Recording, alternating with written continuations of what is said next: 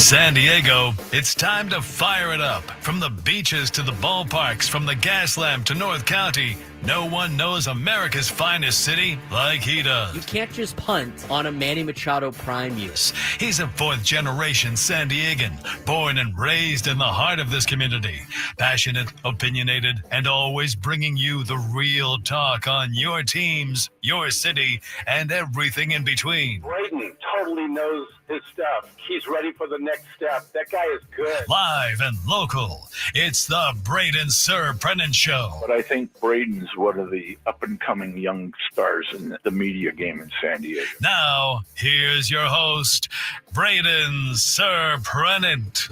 What's up, San Diego, and happy Friday to everybody out there in America's finest city. It's a big weekend for the San Diego Padres. It is time to get ready for Padres and Dodgers for the next 3 days at Chavez Ravine in Los Angeles. Alongside Frank Marchese, I'm Braden Surprenant. This is the Braden Surprenant Show. We are here each and every day from 10 to 2 on San Diego's number one sports station, 97.3 The Fan. We're going to talk a lot about this series, obviously, going into the weekend. We got 3 games to talk about going into the weekend. We will not be able to talk about this series again until Monday. And everything that's going to be local programming probably will be just the Ecowater SoCal Padres pregame show over the weekend with Sam Levitt, as well as the Jamul Casino Resort postgame show. Should be a fun weekend, but this is what I think all of the buildup has been for. And when I talk about the buildup, I really want to talk about that Andy Green press conference he had, and I don't even know what year that was. I can't even remember. But it was pre-COVID, obviously, because Jace Tingler took over in 2020. And Andy Green gets into that scuffle with Dave Roberts, and he goes on the rant about the Padres are coming. And it's not about just winning games. It's going to be about winning series. And then it's going to be about winning seasons. And then it's going to be about winning divisions against the Los Angeles Dodgers. But you know what? The Padres have started to check a lot of those boxes. Now, they're not always going to do that every single year, but they have won games against the Dodgers. They have turned that into winning series against the Dodgers. Last year, they won the season series against the Dodgers. They have eliminated the Dodgers in the playoffs back in 2022. There's 2 things that they haven't been able to do yet. One is obviously win a World Series. And the Padres are looking to do that this year, and I think they got a really good opportunity to do that this year. And 2, they haven't been able to win the division yet. You can win your season series against the Dodgers, fine. They did that for the first time last year. But it's time to start hanging real banners that matter, and not the ones that people make fun of, like, oh, beat the Dodgers out of in a regular season. Eliminated the Dodgers from the playoffs. Those aren't real banners. Those are checkpoints. Those are starting points. Those are not banners. Today is the beginning of an opportunity for the San Diego Padres to finally raise a real banner. Because despite making the postseason 3 out of the last 5 years, which could be 4 out of 6 this year, they're all wild card appearances. There's no banners. Yes, they have a couple of the, pennant plaques above the Western Metal Supply Company building when you're walking into it. From the concourse of the field section, you can see the wild card appearances, but those aren't the flags in the above the bullpen. Those aren't the banners above the bullpen.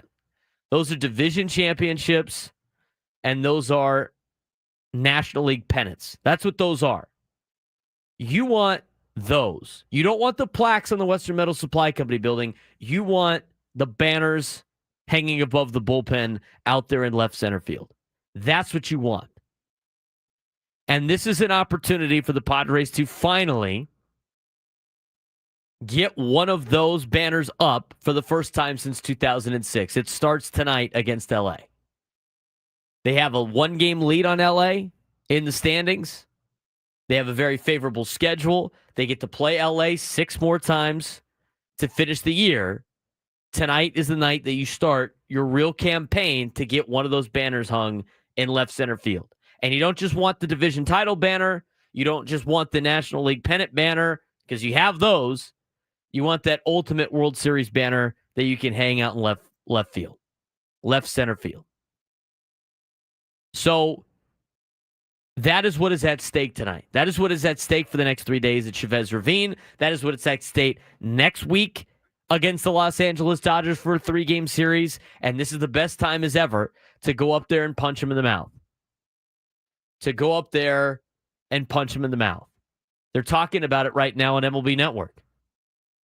What will the NL West look like after this weekend? They show all of the championships that have been won by LA and the one by San Francisco in whatever year that was, 23 or whatever it was. The Padres have a 1-game lead. They got a better bullpen than LA.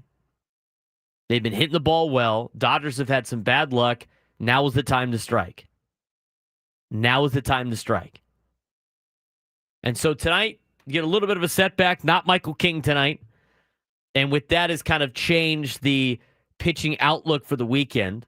It's still to be determined for the Padres. Coming up tomorrow, again, I still think they haven't announced anything yet. But you do know that you're going against Clayton Kershaw. The time is now. I mean, how many times has Clayton Kershaw dominated the Padres? Probably more previously than recently. But of all the years, right? All the years of them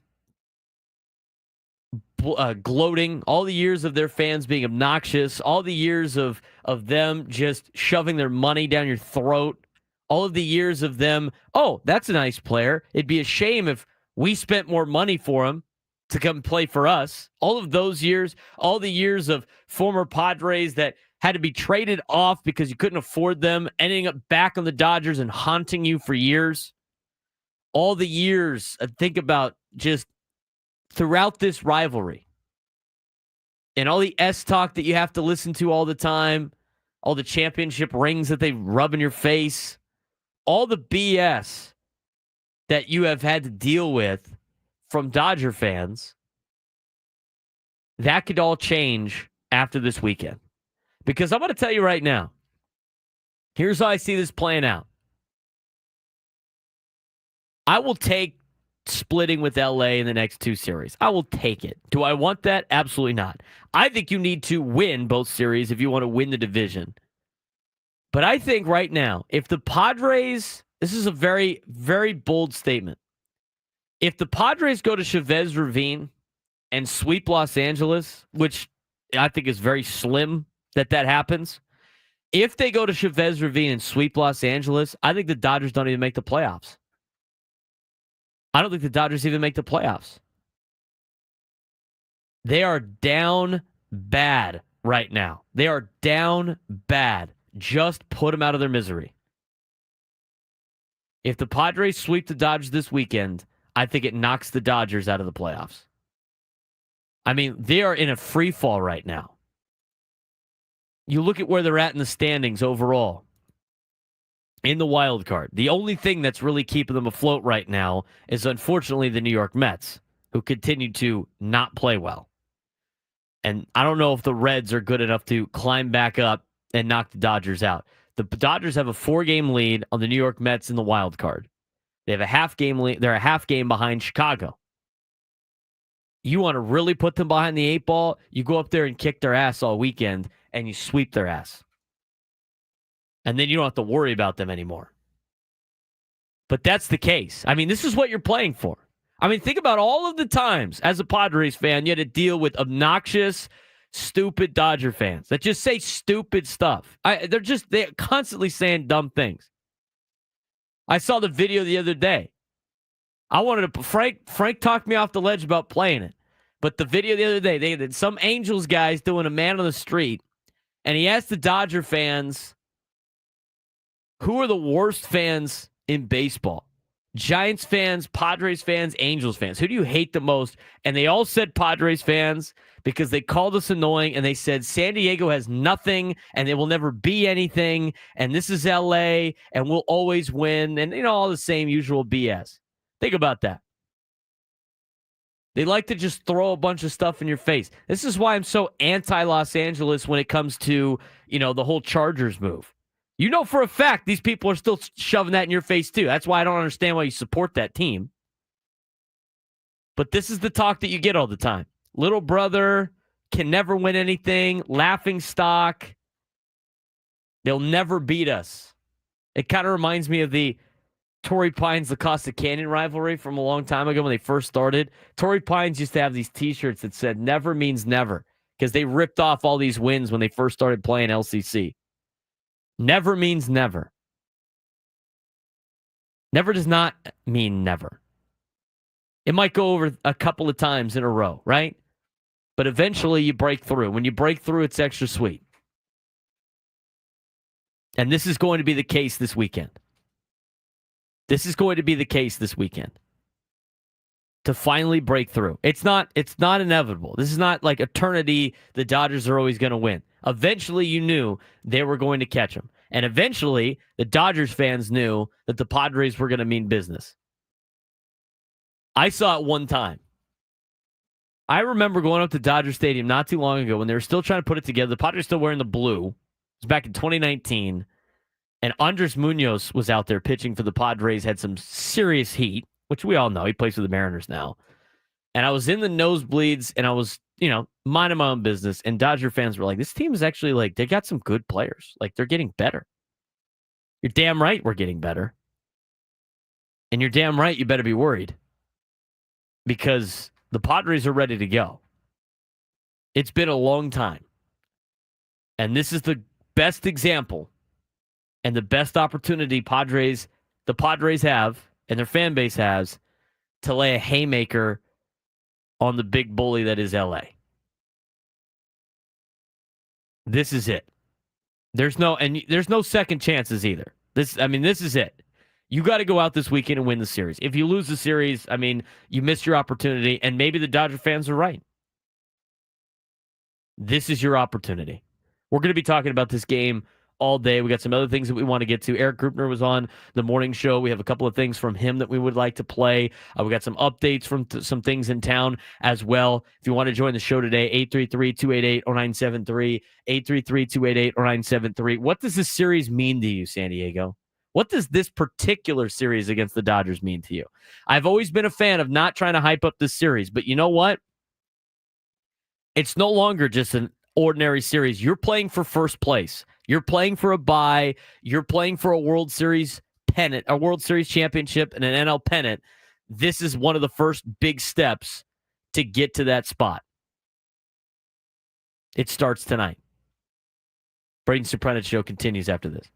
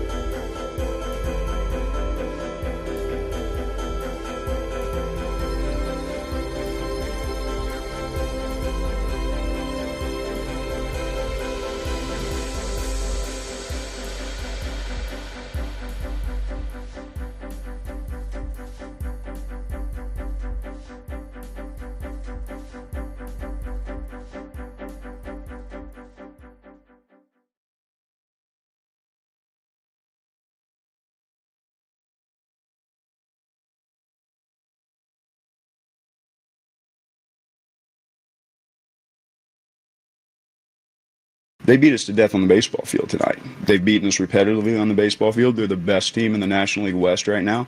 They're the reigning, defending NL champs. Like, we got a long way to go.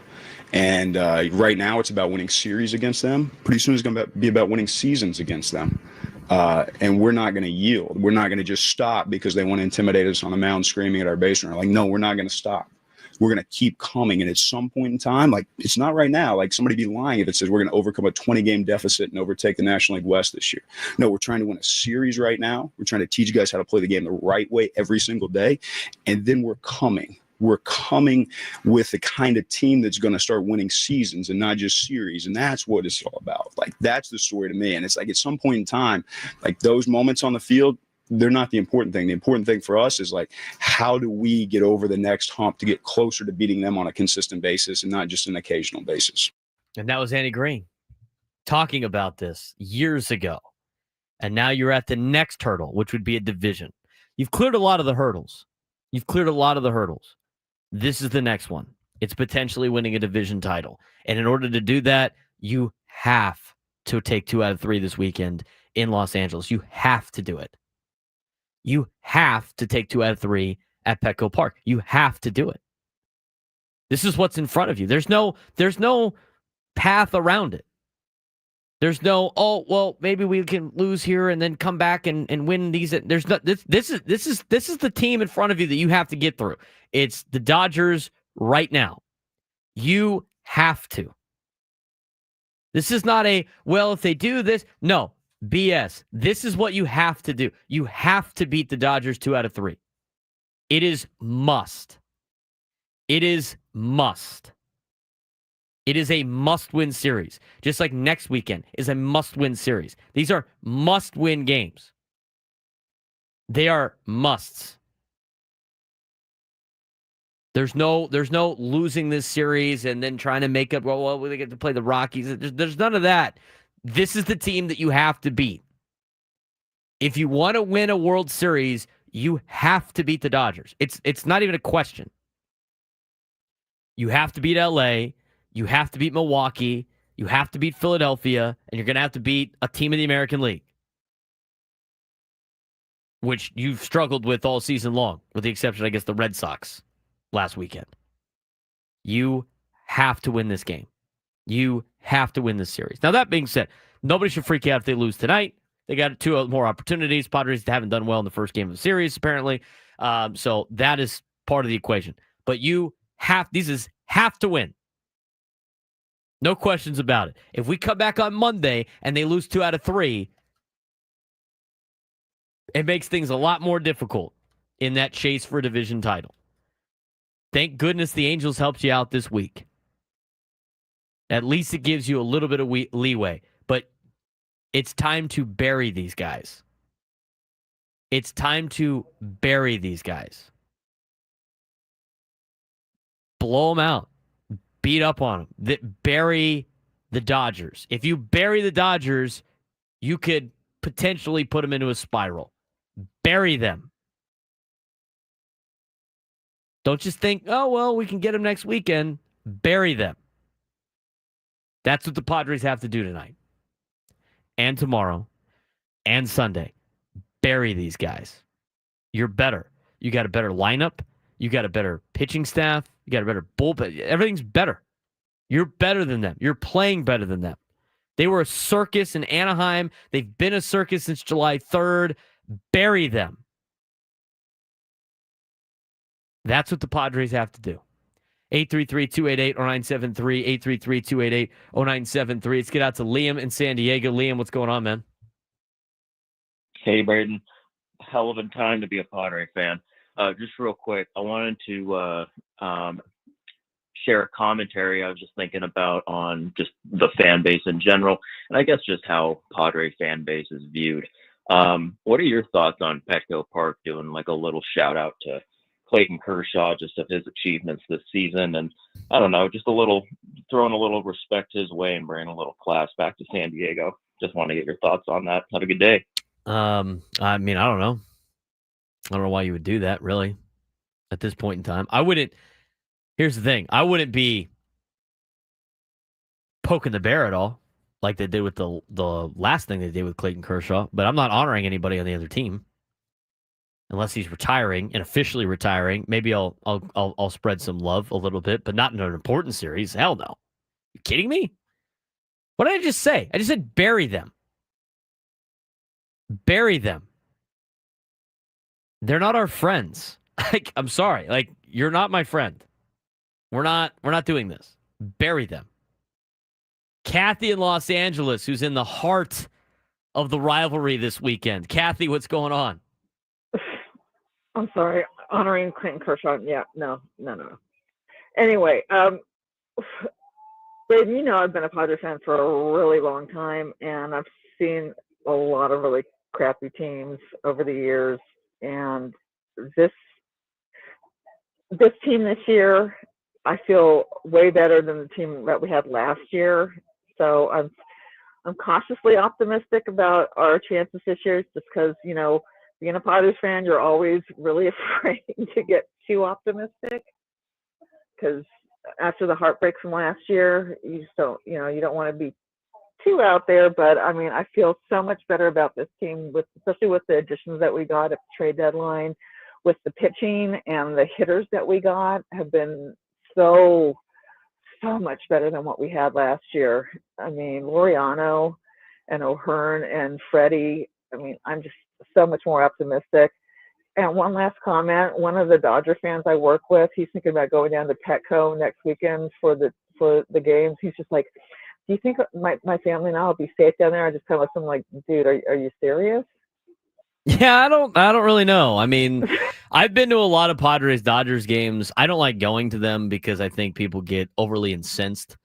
And yelling at kids and moms and stuff like that is utterly ridiculous. Go yell at the guy that's twice your size. Why don't you do that instead? And that goes to Padre and Dodger fans. I mean, if you're gonna start stuff down there, go do it against someone bigger than you. If you're Mr. Tough Guy, right? Go drink and just, have a just looking for trouble. I hate those people are the worst. Those people are the worst. And it's not always Dodger fans. I see Padres fans do it too. It's ridiculous. And I've been to Dodger games at Dodger Stadium, sitting in sections that have families, and you're not in danger. Honestly, it's like where you sit. But just understand, like, there's going to be people yelling. And it's not going to be a great place to bring a child on night games. Not saying it's justified, but at the same time, you have to understand what you're signing up for. For me, I would prefer to watch the game on television, if that was the case. But anyway, 833-288-0973, 833-288-0973. Owen in El Cajon, you're on the Braden Surprenant Show. What's going on, Owen? Morning, Braden. Look, I mean, this series is everything for this Padres team. For everything that happened last year on Ken Rosenthal writing that bullshit article, for freaking Fernando getting called a peacock and all that crap they did last year with Dave Roberts. This is for that series. It's makeup time. Time to put these guys in the ground. Absolutely not. We're not honoring Clayton Kershaw. Go Padres. Put them down this weekend. Owen in El Cajon. Watch your language next time. But other than that, it's time to bury them. Yeah, the Ken Rosenthal thing, the BS, Dave Roberts on the throw. I mean, come on, man. I just keep getting reminded of all the chicken bleep stuff that the Dodgers organization does. And every time I say it's disappointing. I mean, that used to be an organization that had class. Doesn't have class anymore. Doesn't have class anymore. They got down to the depths with everybody else. It's terrible. It's embarrassing. It's embarrassing for them. It's embarrassing for baseball. Embarrassing for baseball. Bury the Bush League team that is the Los Angeles Dodgers. Now is your chance. And I'm going to tell you right now, most of Major League Baseball on your side. Now is the time to do it. A lot of pressure, maybe. Get out there and get after it. Get out there and get after it. 833-288-0973, 833-288-0973. We're going to keep the conversation going. Give us your phone calls. What does this series mean to you as a Padres fan? This is for first place. I mean, this is probably not as huge as the series back in 96, where the Padres went up to L.A. and kicked their ass and won the division. But this is getting you a little taste of it since, with the way the schedule is. Got a great opportunity tonight. Got a great opportunity this weekend. 833-288-0973, 833-288-0973. More of your phone calls and more of our taste on the rivalry when we come back.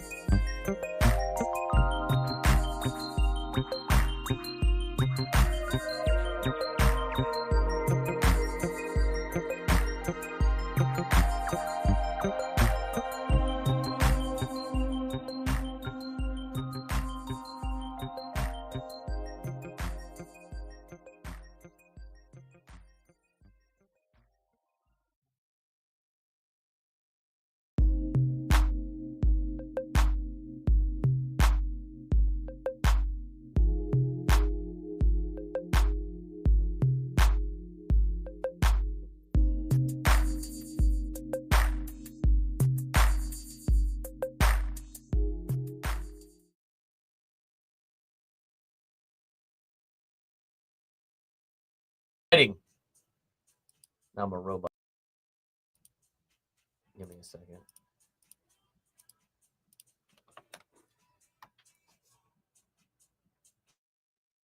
I got so excited during the break, I knocked the camera off the air.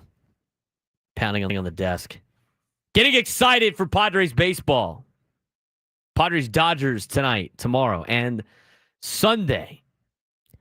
I've talked a lot about this series. I'd like to hear more from the fans. 833-288-0973. 833-288-0973. But what does Frank Marchese think about this rivalry and everything that we've laid out, Frank? What do we listened to Andy Green. We heard that part. Padres are a game in front of the Dodgers in the standings, have 6 games against them. You have to win 2 out of 3 and 2 out of 3. You have to win 4 of the next 6, in my opinion. What's your take on this weekend? Of course, growing up on the East Coast, it was always Red Sox, Yankees, Red Sox, Yankees, Red Sox, Yankees.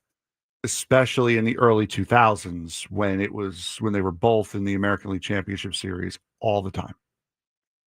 This rivalry right here, right now, has overtaken Red Sox Yankees from the early 2000s. It is intense, not just between the fans, as it always has been. It is intense between the players, as we saw during the postseason last year. It is intense between the players and the managers, the coaching staffs on both teams. And it is also intense between the coaching staffs. These are two organizations that do not like each other from top to bottom, from front office level to fan level. That is something that you did not get with the Yankees, Red Sox, even from those early 2000s days, even with Pedro Martinez throwing down Don Zimmer, even with all of that. This is a rivalry that has surpassed anything that has come up recently in sports. I would agree with that. It is the biggest thing. It is the biggest rivalry that not just baseball, but all of sports has to offer right now. And if it wasn't for Mets Mariners, the Little League Classic this weekend, I saw a lot of people complaining this was not going to be a Sunday night game. Mets Mariners Little League Classic, that's not getting bumped. I'm sorry. That's going to be a national game. That was picked before the season started. Exactly. Red Sox Yankees next week should 100% get bumped for this, especially if it's for a divisional title. This is by far and away the biggest rivalry in baseball, and I would argue the biggest rivalry in sports. I think it's hard to argue against that. I mean, you got Red Sox Yankees, not this Sunday, but the next Sunday, as Frank mentioned. That's not going to have nearly as much juice as Padres Dodgers.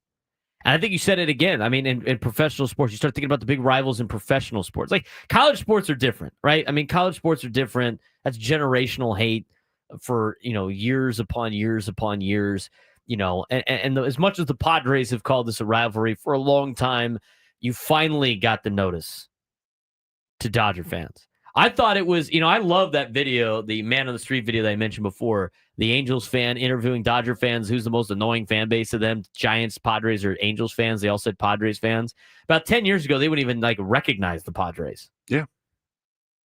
And now they're worried about us in every single way. It's like that bathroom meme in the men's bathroom. And again, I don't even care about the Padres. I lived in New York during the 2002, 3, 4, 5 Yankee rivalry. It was not as personal as this rivalry is. I understand that they were fighting for championships. I get that they were in the divisional series. They were in the championship series every single year. But right now, this rivalry has gotten far more personal than Red Sox Yankees was back in the early 2000s. That is what separates this for me. I understand that it's not for it. I mean, it has been in 2022 and last year. It was for a championship. The Dodgers even said it. The winner of Padres Dodgers in the divisional series was going to be the world champion. So you have had some championship fights between these two teams, but how personal it's gotten between fan, player, coach, player, coach, and front office beats anything that was done between the Yankees and Red Sox in the early 2000s. I think it's deeper than a series too, like Prolific says in the Braden Surprenant YouTube chat. This has always been a personal city rivalry. I mean, it even adds the juice with the whole NFL situation. It adds to the juice. That ultimately adds to the juice. That's why everybody hated that move from the get-go. That adds to the juice. Yankees and Red Sox is two big cities on the East Coast dueling it out, not one city and then a little city, right? Not the big city and one of it, what a lot of people call ancillary cities, in the realm of the market. I mean, that happens a lot with us. We're like just in our cluster at work. Like we're under the LA. Hey, no, we're our own thing down here. Right? It adds to the juice, that city rivalry. And nobody likes LA. I mean, go to LA. It's a dump.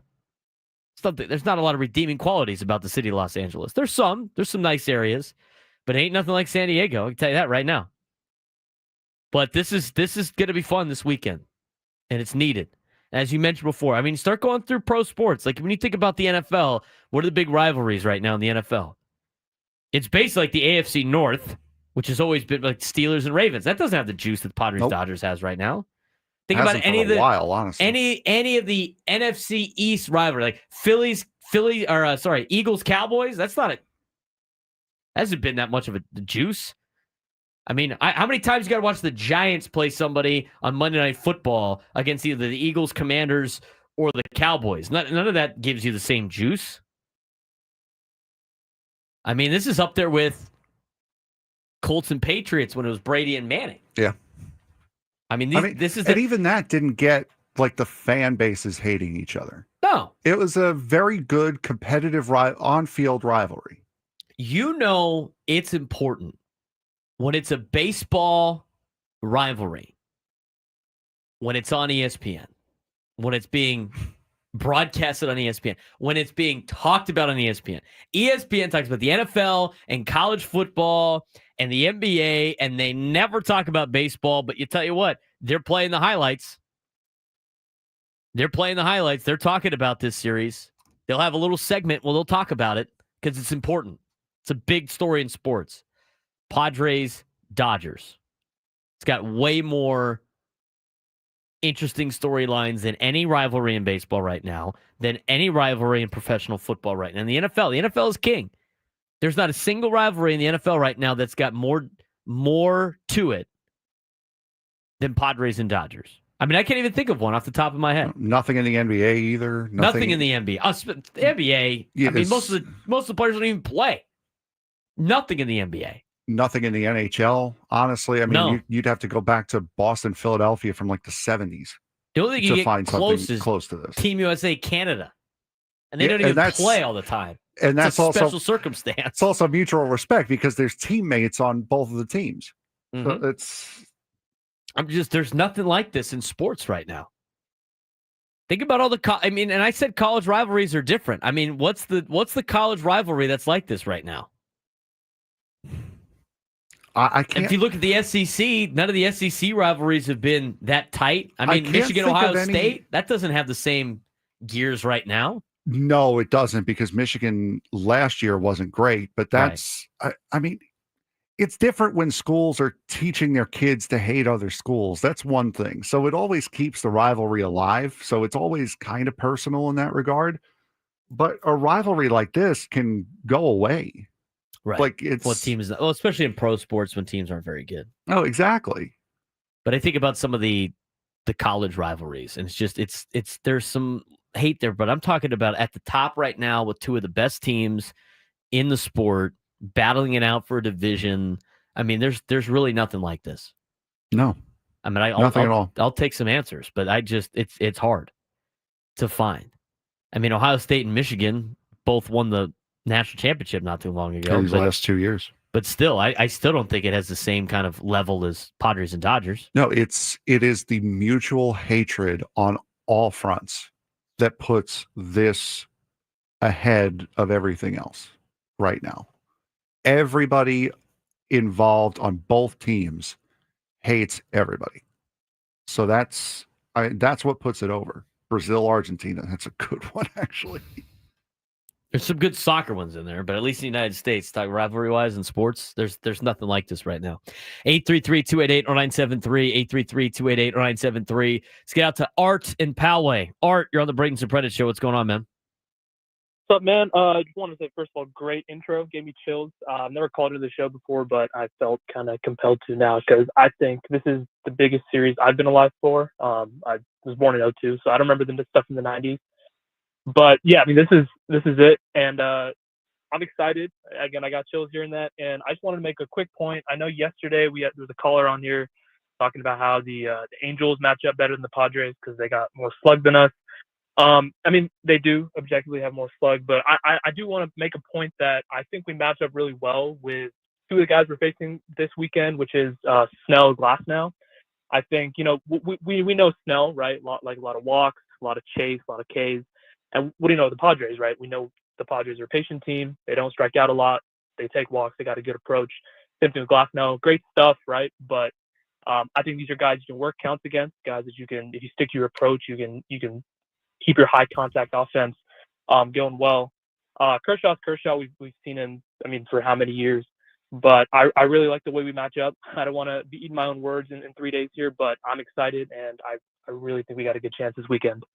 So do I. That's a good phone call, Art. Absolutely. I 100% agree with you on that. Again, the guys, you know, whatever we say has no impact on the game. And that's the thing, is Padres fans have just been trained to just be let down so many times. I'm telling you right now, I don't think this team's going to let you down. I really don't think so. And if they do, we'll see.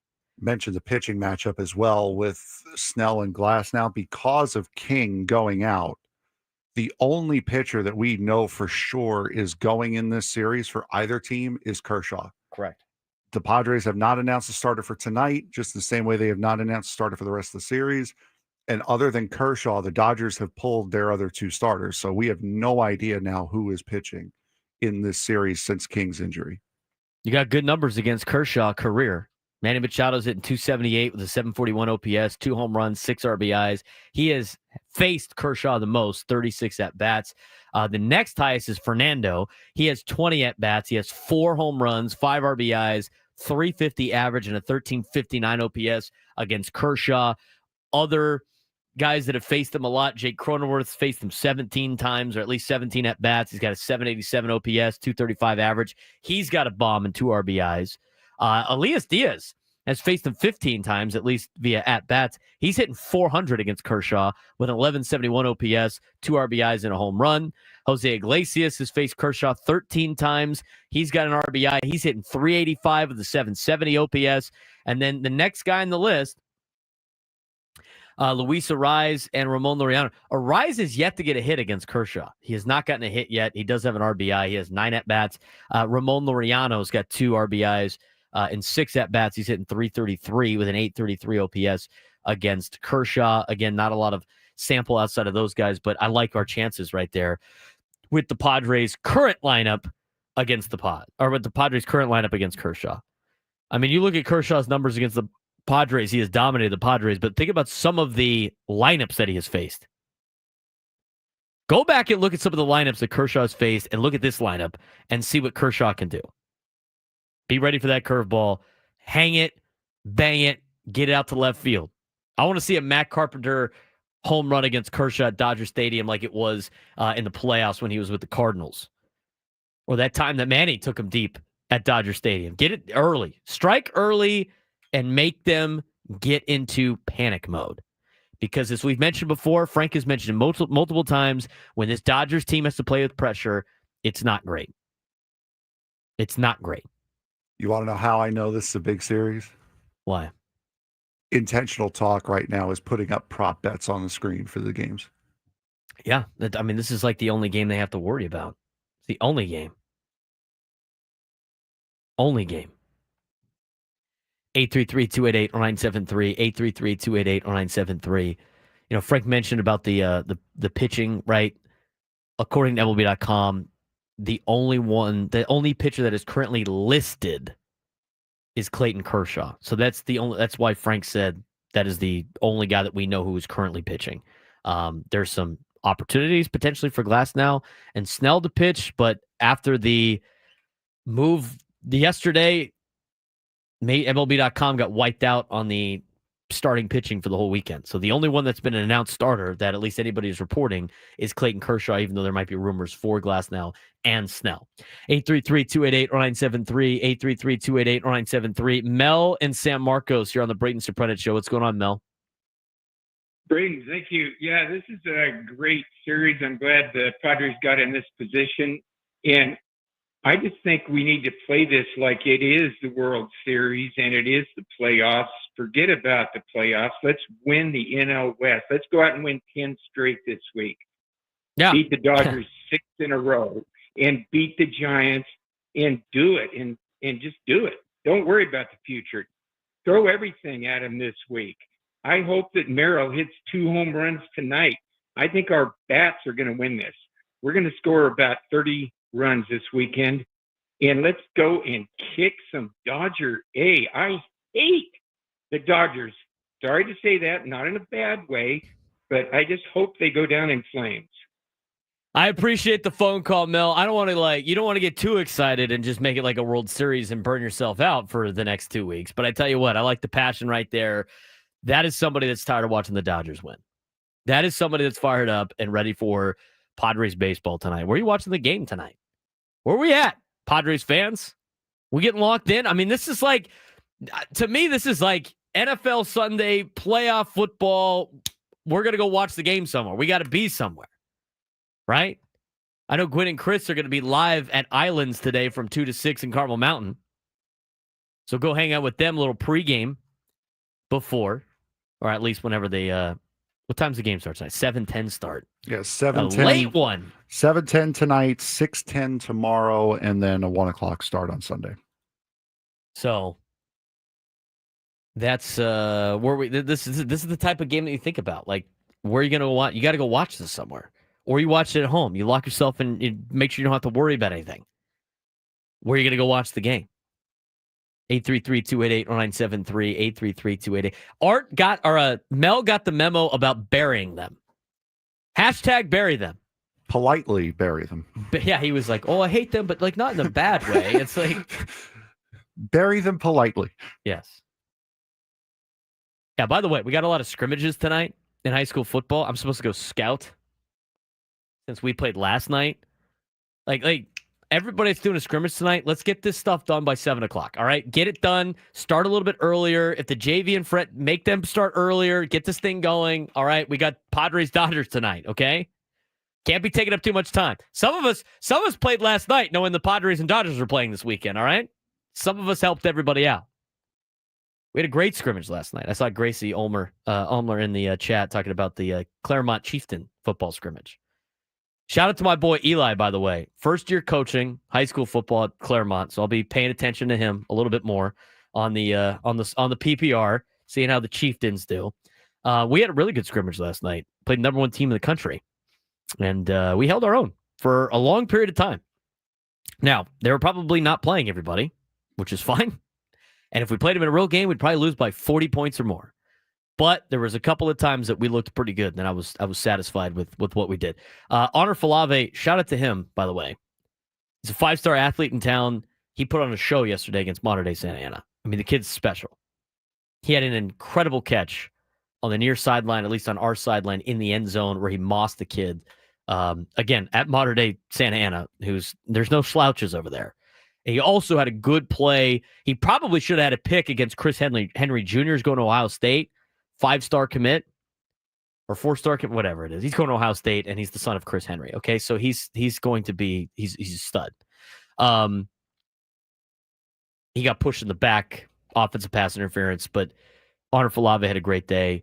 Shout out Jordan Fitzpatrick, cornerback as well. He had a big day yesterday for us. A little recap. We had a little bit of time here before we get back to the phone calls because we got to take a break. It was fun. It was good to see high school football back in San Diego, and there's going to be a lot of scrimmages tonight. I know about a lot of them going on. For all of your kids on your team, because I know they're Padres fans, and all the coaches, and wrap it up. Get it going fast, or you better put the game on somewhere at the place, at the school, like Granite Hills did last year in the postseason. At your level, though, if you're playing the best high school team in the country, and of course, Cathedral Catholic being as good as they are, that's not high school football at that point. That's like junior college to They D3. were massive, dude. They look like a college team. That's not high school football at that point. I'm sorry. They were massive. That was like one of the biggest high school teams. I showed up when the freshmen were playing.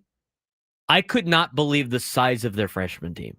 I mean, I could. I knew I had high expectations, but they blew through the expectations. Their freshman team was bigger than a lot of our varsity players. Just give it the bench warmers bit. I am 12. Yeah. In fact, I think they thought our coach, who's the D-line coach, Mike, who just not recently stopped playing college football, they thought he was an injured player because they're used to seeing guys his size play. We'll get it back to your phone calls. Dan, Marcus, Mike, Magic Rod. When we come back, Padres Dodgers this week. Braden Surprenant Show rolls on.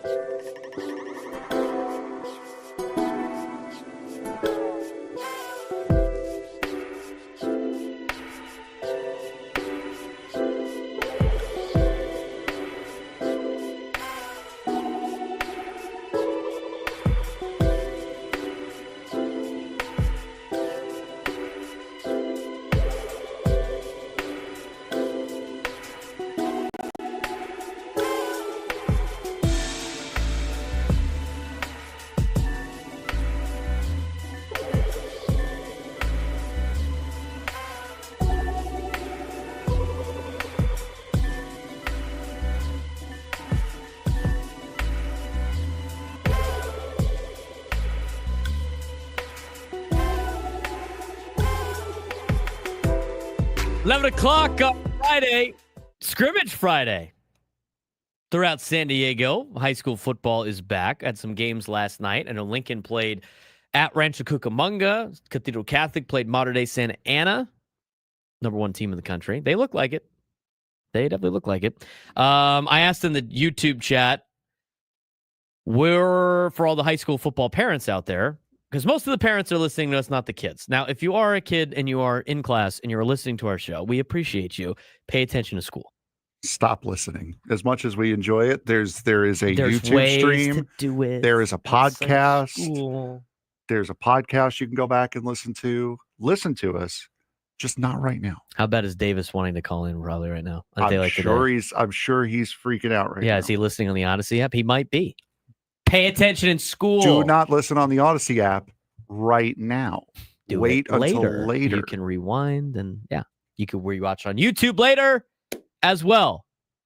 There's a lot of ways you could catch our show. For all the high school kids that like listening to our show because they're big Padres fans, big high school football fans, do not listen in class. You can subscribe to us on YouTube and then go back and rewatch. The kids always watch YouTube anyway. They do that instead of television. It's the same thing. Put this on your TV. I taught my mom how to do that. Uh-oh. So now she can watch our show on television. It's great. It's like a morning show, right? It's like any type of talk show. Instead of having the lousy talk shows that are on all day long on television that nobody cares about, that have, gigantic long commercials, you can listen to us. You could watch us on your television. Any smart TV has got YouTube, which most of your TVs probably have YouTube at this point. Yes. If you don't have a TV that has YouTube, I don't know where you're living or what you're situated. Get a TV that has a smart TV. Come on. What a loser would have a TV that doesn't have YouTube. You have an antenna on your TV, Frank? No, I don't. It is an older flat screen. However, when you change the channel, do you have to turn a knob? No. I have a PlayStation hooked up to it, so I theoretically do have YouTube hooked up to it, just not integrated into the TV. Put it on TV. Anyway, you could follow us or subscribe. You could subscribe to our YouTube channel at B_SURP at BSURP. It's in the link below on the description. You can also subscribe to 97 Through the Fan. We're over 8,000 subscribers on 97 Through the Fan, which is great. We're trying to get to 1,000 on the Braden Surprenant show. Jake Waters asked about the super chats and stuff like that for the Braden Surprenant show. They're in the works. Wait, there's a couple things that need to happen. There's some amount of viewing time that needs to be accomplished before we can check the box and then finally let it loose over there with all the videos that we want to post. So we're working on it. We are working on it. If you want to listen to the show, you can also do it via podcast form, wherever you get your podcast, Spotify, TuneIn, iHeartRadio app, Odyssey app, Apple Music. I'm sure there's like 50 other ones that people listen to when it comes to podcasts. The link for the Spotify one's in the description. If you just search for our name, you will find it. You can also follow us on social media at B_SURP on X, on everything that I have, which is X and Instagram and TikTok, which I don't post too much on there, but it's there. And you also follow Frank Marchese, FMarks324. By the way, did you see before we get to the phone calls, Dan, Marcus, Mike, Magic, Vic, we're going to get to you in a second. Did you see my Instagram story from last night at the scrimmage? Yes. Did you see? Yes, I did. The test. Yes, the test I did. For the video board that Matt Nguyen put together. Shout out Matt Nguyen, who runs the video board at Cathedral. and they have one on all facilities. So for football, it's all hands on deck. And so they're testing out some cameras for the season. And I took a picture of it, and I was like, I have to put this on Instagram, and this is not going on Close Friends. He had Coldplay cam. Yes. At the high school game. Insanity. Well, hold on now. It was hilarious. And then you know what? He responded to it, and he DMs me. He goes, "Shut up, let me cook." You know what? I'm gonna let We're Matt not making fun cook. of you. No, it's great. I thought it was great. I got so many interactions on that Instagram post last night. Now, you might actually get a lot of people in trouble with that. It is because it's a Catholic high school, is it not? It is. So you got to do the whole full arm dance thing, don't you? The full arm length dance at prom. That's that whole thing. You are going to get for the Holy Spirit. You're going to get some people in trouble with that. You know what? I'm not in charge of the video board. I can give them ideas. I did not give them the Coldplay idea. I will do the starting lineups for Cathedral. I make it on After Effects. I voice it for them, all for free, by the way. I mean, that's some serious voice work that they get for free. It makes it fun. But Coldplay camp at a high school football game.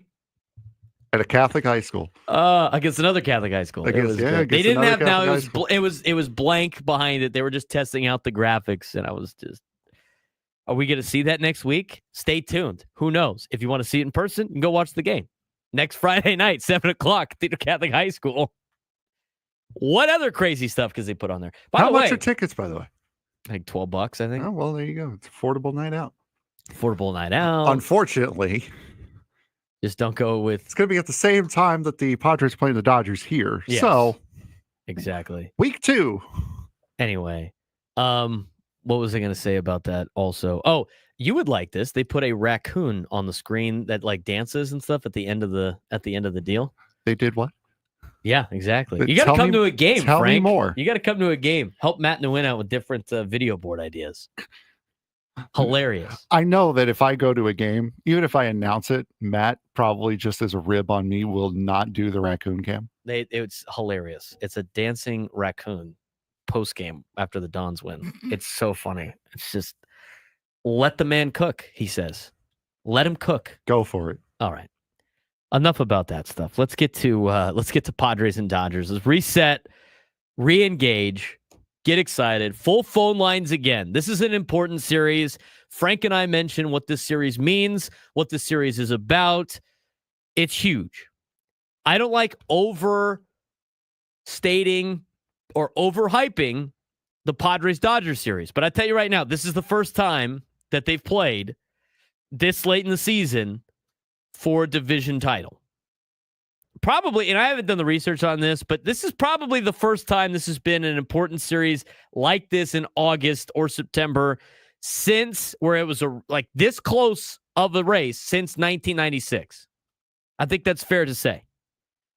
1996, where Chris Gwynn got Tony Gwynn Sr.'s favorite hit in favorite Padres moment ever. His brother getting the double to take the lead for the Padres against the Dodgers in 96. In a weekend series, they needed to do serious damage to win the division. They might have needed to sweep. I don't recall.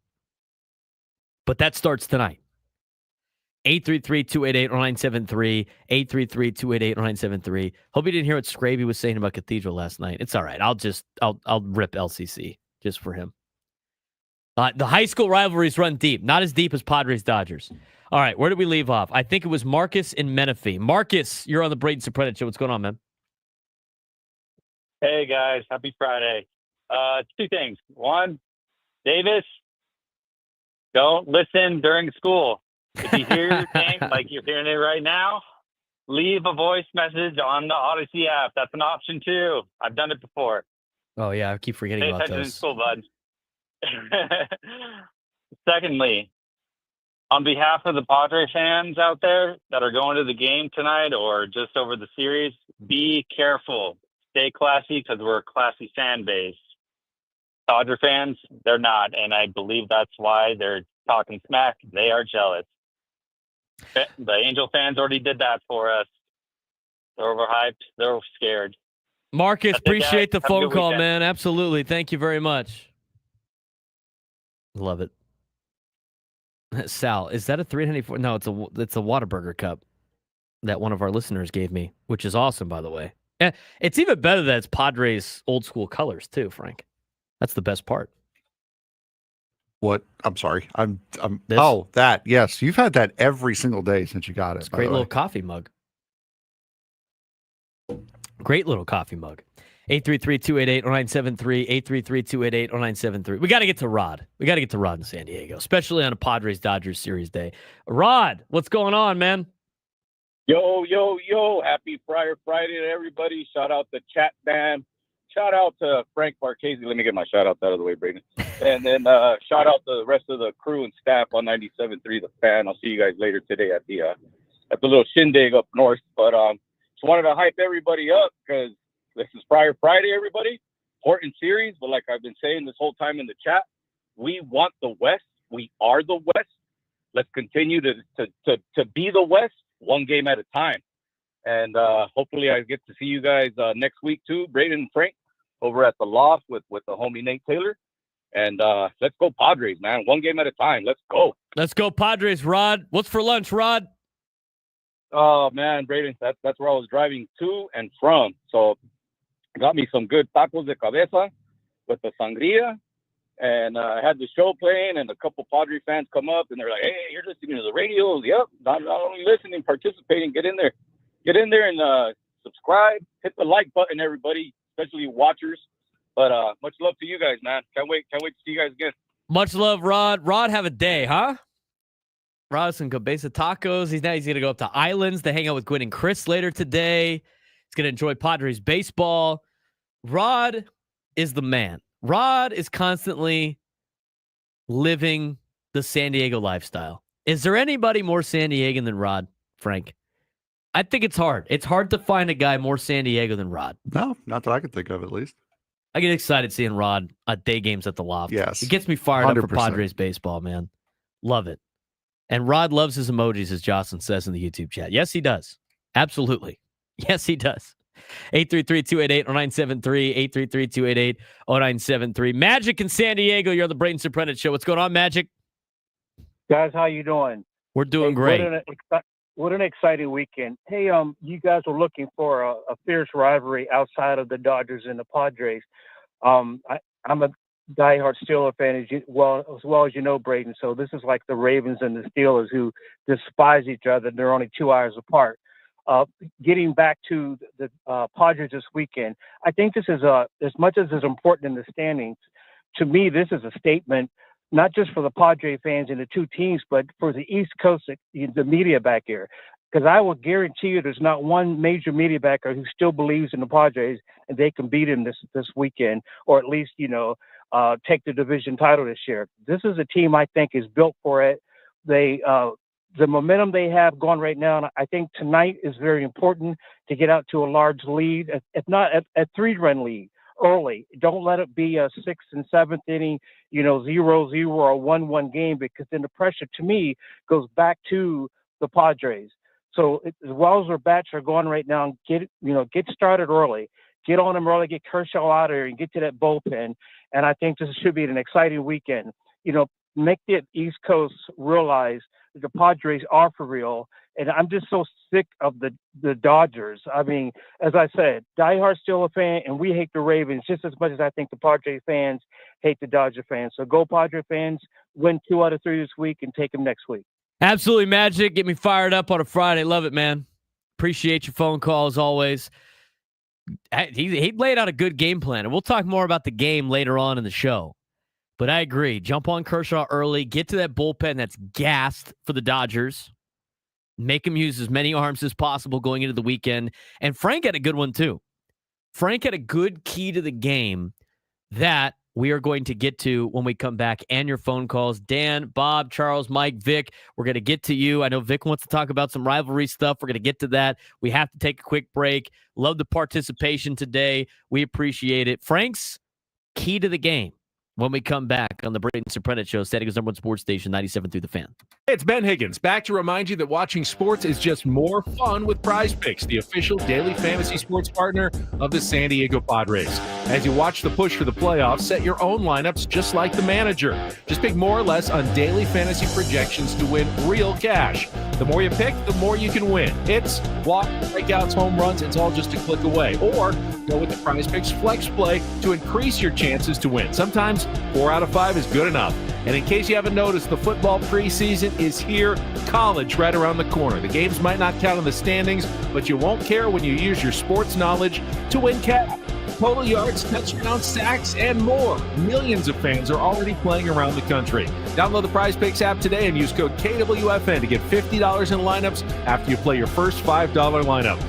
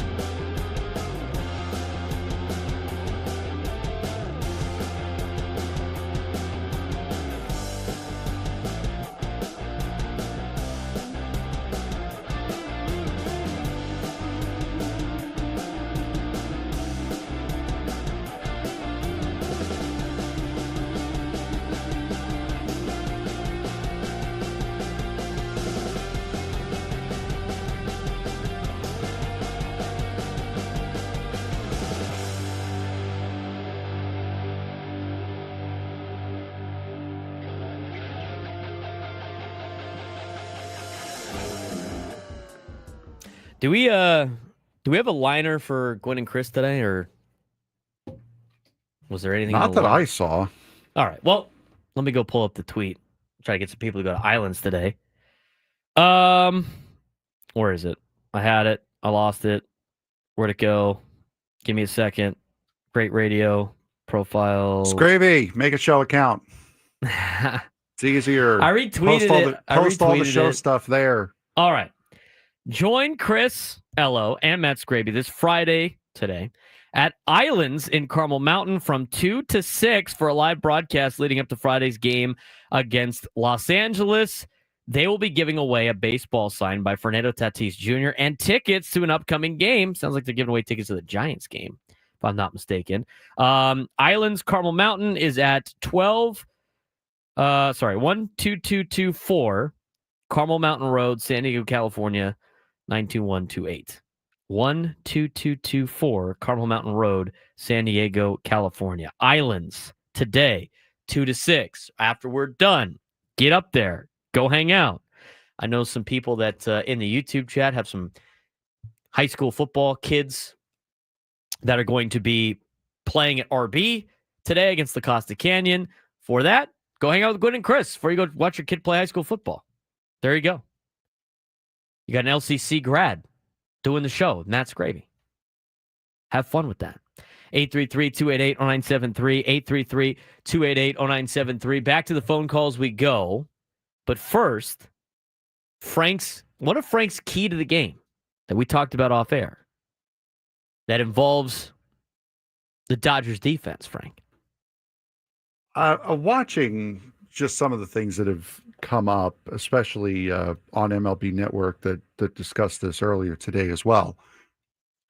One of my big keys to this, not just the game, but this weekend, get the Dodgers infield throwing the ball around. Because something that we've seen out of the Dodgers here recently is very similar to what we saw with the St. Louis Cardinals when they were here just a couple weeks ago. They love to throw the ball around the infield. And when they do throw the ball around the infield, they're not accurate. So use the speed that you have with some of these guys, create some havoc, force them to make plays. Now, they're going to make some of those plays, but right now they're 18th in defensive efficiency in Major League Baseball. They've been first or second every year for the last 7 or 8 years. They're 18th, below average. They're not in the top half. So if you can get them throwing the ball around the infield, that could be a big key to winning this series. I think so too. Make them make plays. Put the ball in play. Padres do a really good job putting the ball in play. So have the infield try to make some plays. They're not that great defensively. They're not that great defensively in the outfield either. I mean, even in the series that I've watched with the Padres and the Dodgers, they've been a circus in the field. Use that to advantage. Make it hurt. Got to make it hurt.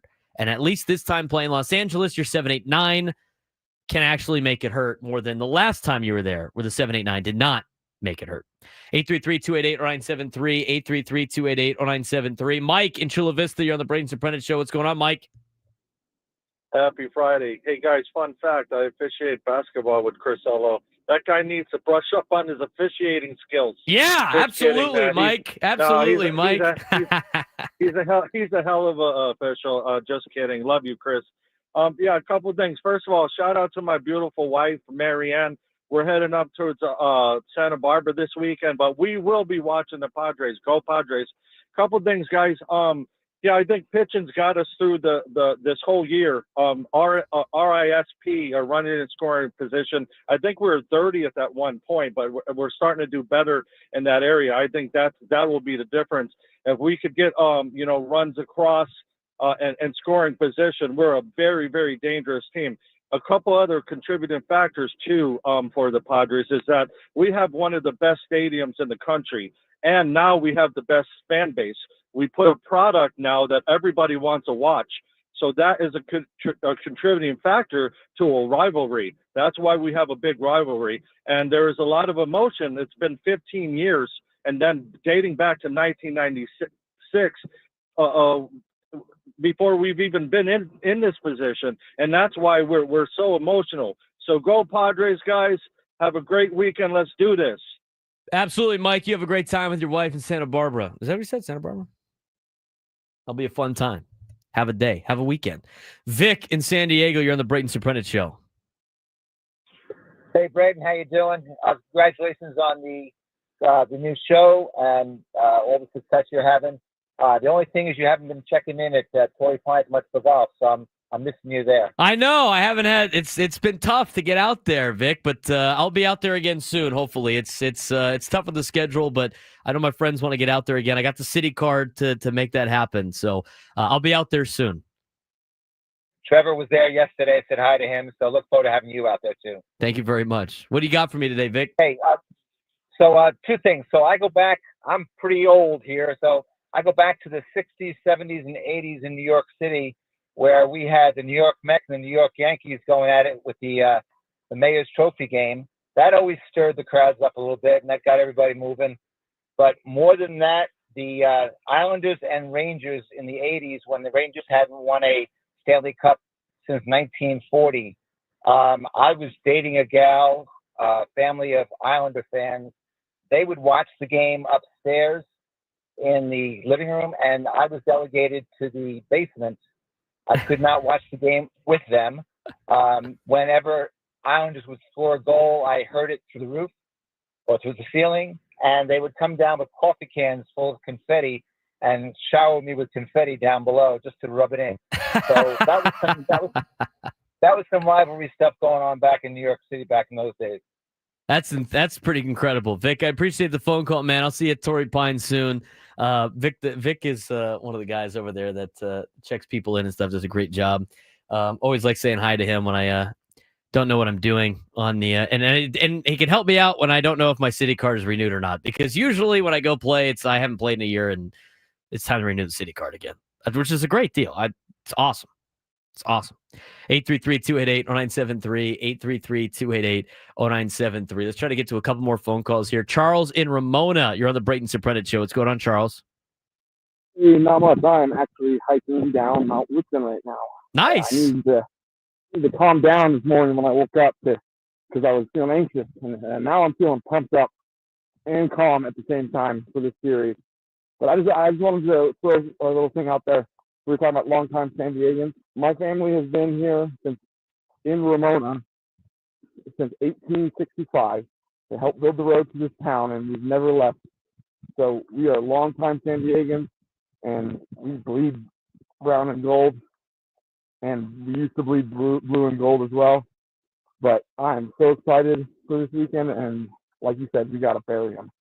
I love it, Charles. I appreciate the phone call, man. Trying to get yourself too hyped out there at Mount Woodson. How about that? Charles' family helped build the road down the main street in Ramona. I bet you Charles has been to Cheers and Bull Weevil and all those places multiple times. We used to go up there and scrimmage Ramona before the season started all the time with Damon Baldwin's club up there. Let's see how the Bulldog. Ramona's cool because Ramona's got the old school Americana for high school football. There's only a handful of those in town. I think of Damon Baldwin's group up at Ramona High School, and I think of Ron Berner's group at El Cap. They're super cool. First day of fall camp football practice where they go out in downtown Lakeside and run through. It's awesome. It's pretty cool. 833-288-0973, 833-288-0973. Bob in Cardiff, you're on the Braden Surprenant Show. What's going on, Bob? Hey, not much. How you guys doing? Getting excited here. Yeah. It'll be a good little series we got going. Absolutely. I finally got the bitter taste out of my mouth from last year after the 24 straight innings without scoring. I've been kind of trudging through the season going, oh, man. But you know what? It's happening now. So this is really exciting. Here in Cardiff and Encinitas, the excitement's starting to build. I was just walking around San Elijo Lagoon, and I got my Padre hat on, and this little 2-year-old kid walks by me and goes, "Go Padres!" I'm like, "All right, it's happening now." Hey, just a couple things. What do you think the crowd's going to be like up there as far as the brown and gold traveling up there? And also, it seems to me, and I'm older and don't remember things too well, but I still do. It seems like in those 7 games earlier that Ohtani didn't do very well against us. I mean, he didn't really hit a bunch of home runs, maybe a couple doubles or something. I'm wondering if maybe Frank can check and see what his stats were when they played us. And yeah, it's all good stuff. One more quick thing. I was trying to call in, and for some reason I kept getting diverted to Milwaukee, the 97.3. So the guy calls. He answers the phone and goes, "What's your name?" I said, Bob from Cardiff. And he goes, "From where?" I go, "San Diego." He goes, "Well, you got the wrong channel. This is Milwaukee." And he goes, "Padres suck." And I go, "So do you."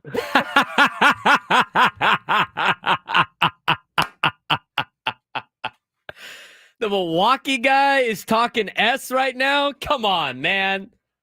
This is why I don't take Milwaukee seriously, Frank. This is why I don't take him seriously. Well, How's Pete Alonso, big dog? That was fantastic. That's hilarious. Shohei Ohtani hitting 231 with 14 hits, 2 homers, 11 RBIs, 14 runs scored in 31 games against the Padres in his career. How many of those are with the Angels? 1, 2, 3, 4, 5. Oh, they got numbers next to him. 12. 12 of those are from the Angels. I think this year he hasn't been very good against the Padres because the bottom of the order has been 12 of those are against the Angels, and I think 4 of them he's got either 1 or no at bats. So those were pitching days for him. Oh, gotcha. Well, I will say this about Ohtani. He hasn't really been that great against the Padres, which I hope he doesn't just turn it around this weekend. But the thing that has killed the Padres the last couple of years against at least the last 2 series against the Dodgers is the bottom of the Dodgers order. But that's been the case the last couple of years. It's never been Mookie Betts and Shohei Ohtani and Freddie Freeman. It's been Austin Barnes and Chris Taylor and guys like Max Muncy and Andy Pages has had just an absolute tear against the Padres in 2025. Don't even look at his number. He's probably hitting 600 against the Padres in 2025. I mean, Andy Pages single-handedly beat the Padres more times than not this year than anything else. The bottom of the order has done well against San Diego more than the top of the order, but can't get in a spot where those guys are doing a lot of damage. Ohtani does strike out a lot against the Padres, but we'll see tonight.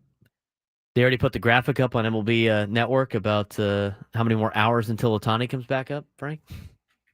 I think so. I think I saw that. Cubs and Pirates are going on right now.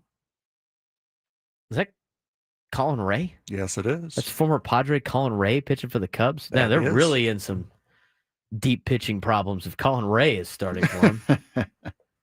Unbelievable.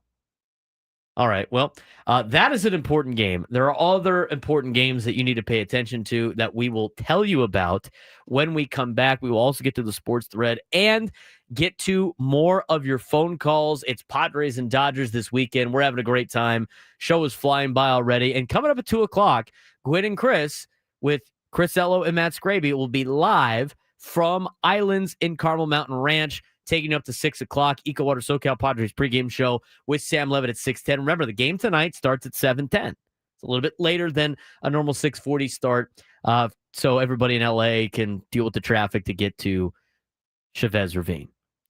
I'll also give you the answer of how many Padres fans I think will be at the game. As Bob asked, I was distracted by Milwaukee talking smack. Okay, we'll discuss that too when we come back on the Braden Surprenant show. San Diego's #1 sports station, 97.3 The Fan.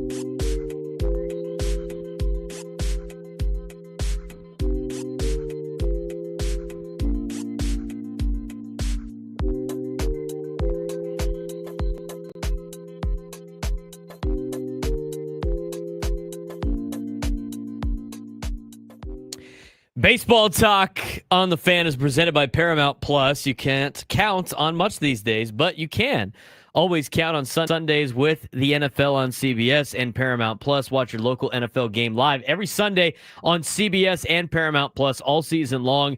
Visit ParamountPlus.com/NFL to get started today. Getting ready for the noon lunchtime hour, which means we're getting close to the sports thread, which we will get to in just a little bit. We've been talking Padres, Dodgers all morning long.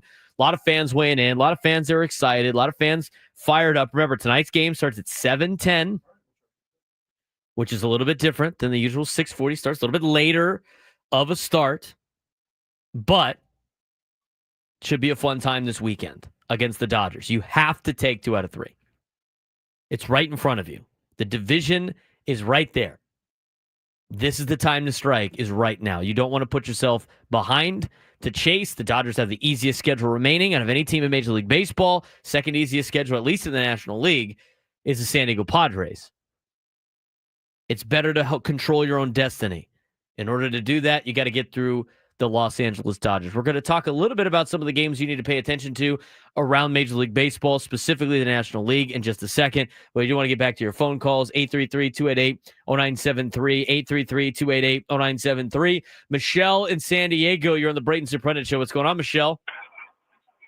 Not much. I'm actually driving up to LA right now to go see the Padres. How about that? Already venturing up.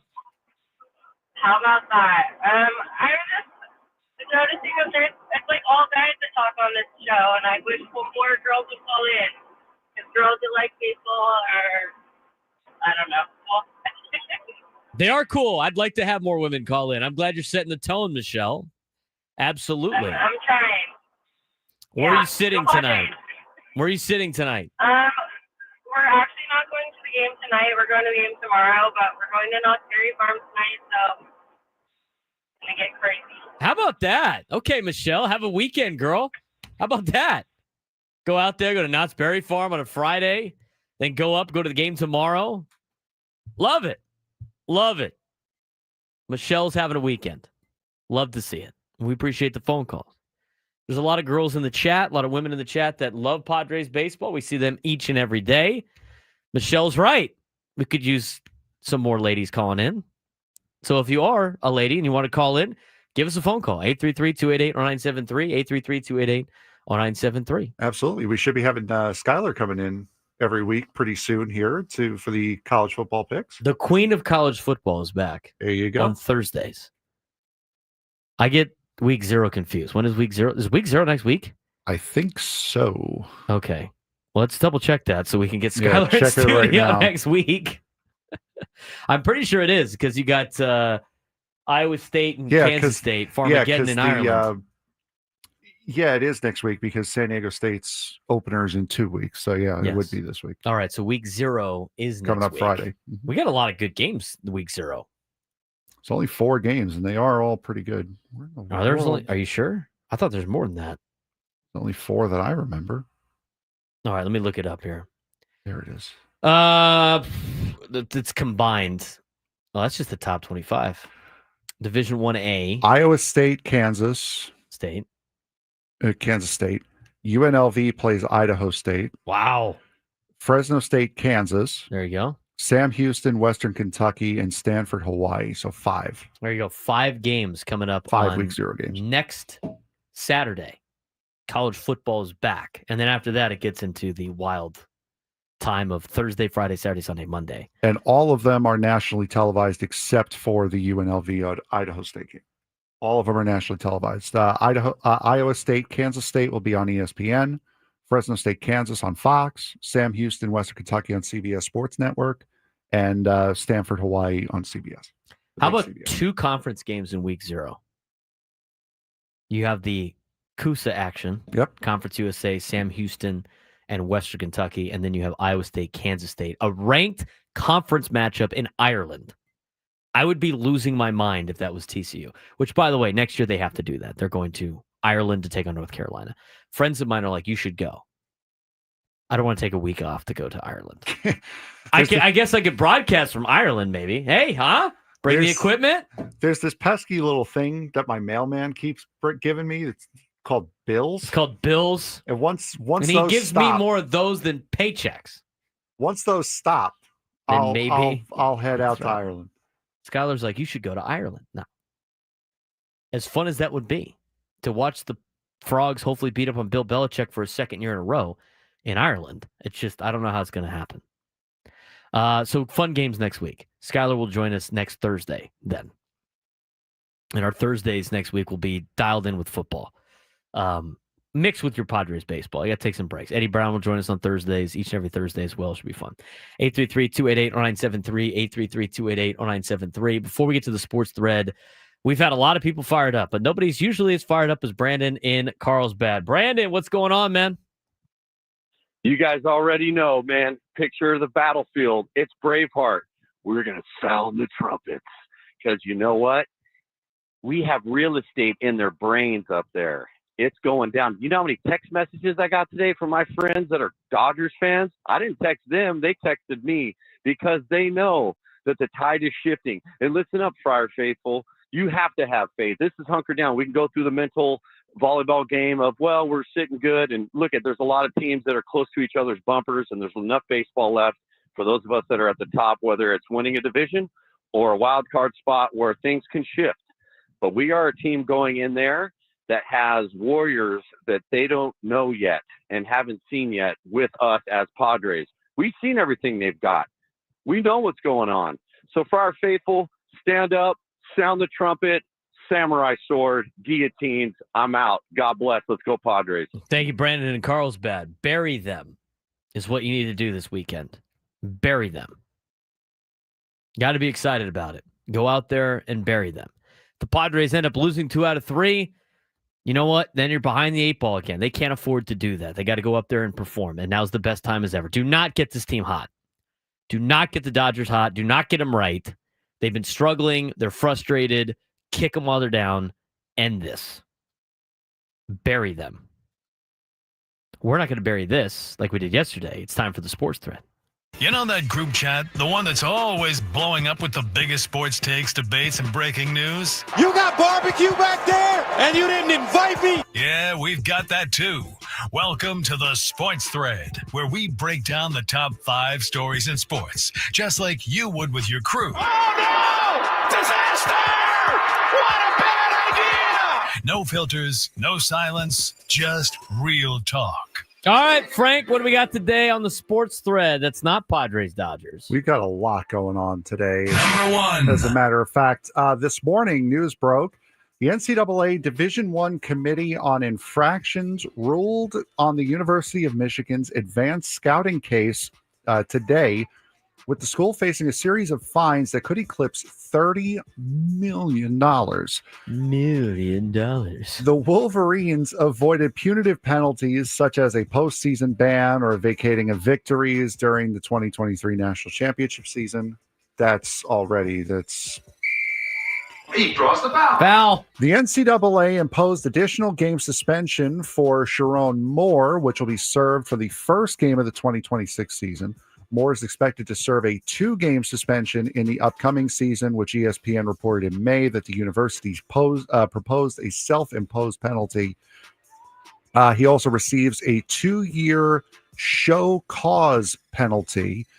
The 2025 games he will miss will be the Wolverines' 3rd and 4th games of the season, a home contest against Central Michigan and a road matchup against Nebraska. The opener will be against Western Michigan in Frankfurt, Germany. Fair enough penalties, at least for Sharon Moore. There's more that we didn't get to there, but I'm sorry. You have to start negating wins. There have to be bigger fines here for this. Yawn. Nice little slap of the wrist. I mean, really? I mean, think about this. This is Dennis Dodd was tweeting about this, and it's great. Michigan Athletics fined the equivalent of 0.001117% of the school's endowment of $17.9 billion. It's ridiculous. Period. Moving on. Period. Okay, Michigan fan. Was it worth it? Basically, $20 million in exchange for the school's first national championship in 26 years. I think you know the answer. Yes. Yeah, it's absolutely. 100% worth it. There's no penalty. negate all the wins, negate all of Harbaugh's wins, negate the championship. I mean, think about that. That's what it should have been if you were actually serious about this. A $20 million fine? Are you kidding me? Michigan's donors going to write a check. They're just going to write a check. Like, oh, yeah, thanks. We'll still do it. It's embarrassing and it's really disgusting. It really is. Brady Locks on Twitter as well. Michigan just made that back at merch sales last week, and if the NCAA wanted to send a message, this was more like a polite text. Hey.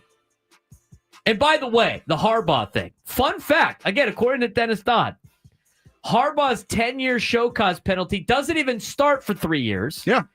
Because he's still serving a 4-year show cause penalty for Michigan's previous level 1 violation. It's amazing to me how many people love Jim Harbaugh. Harbaugh cheated at Michigan, broke all these rules, claimed he didn't know what was going on, and as soon as the heat came around the corner, he's like, oh, now's a good time to go to the NFL. It's amazing to me how people think this guy's got like integrity and stuff.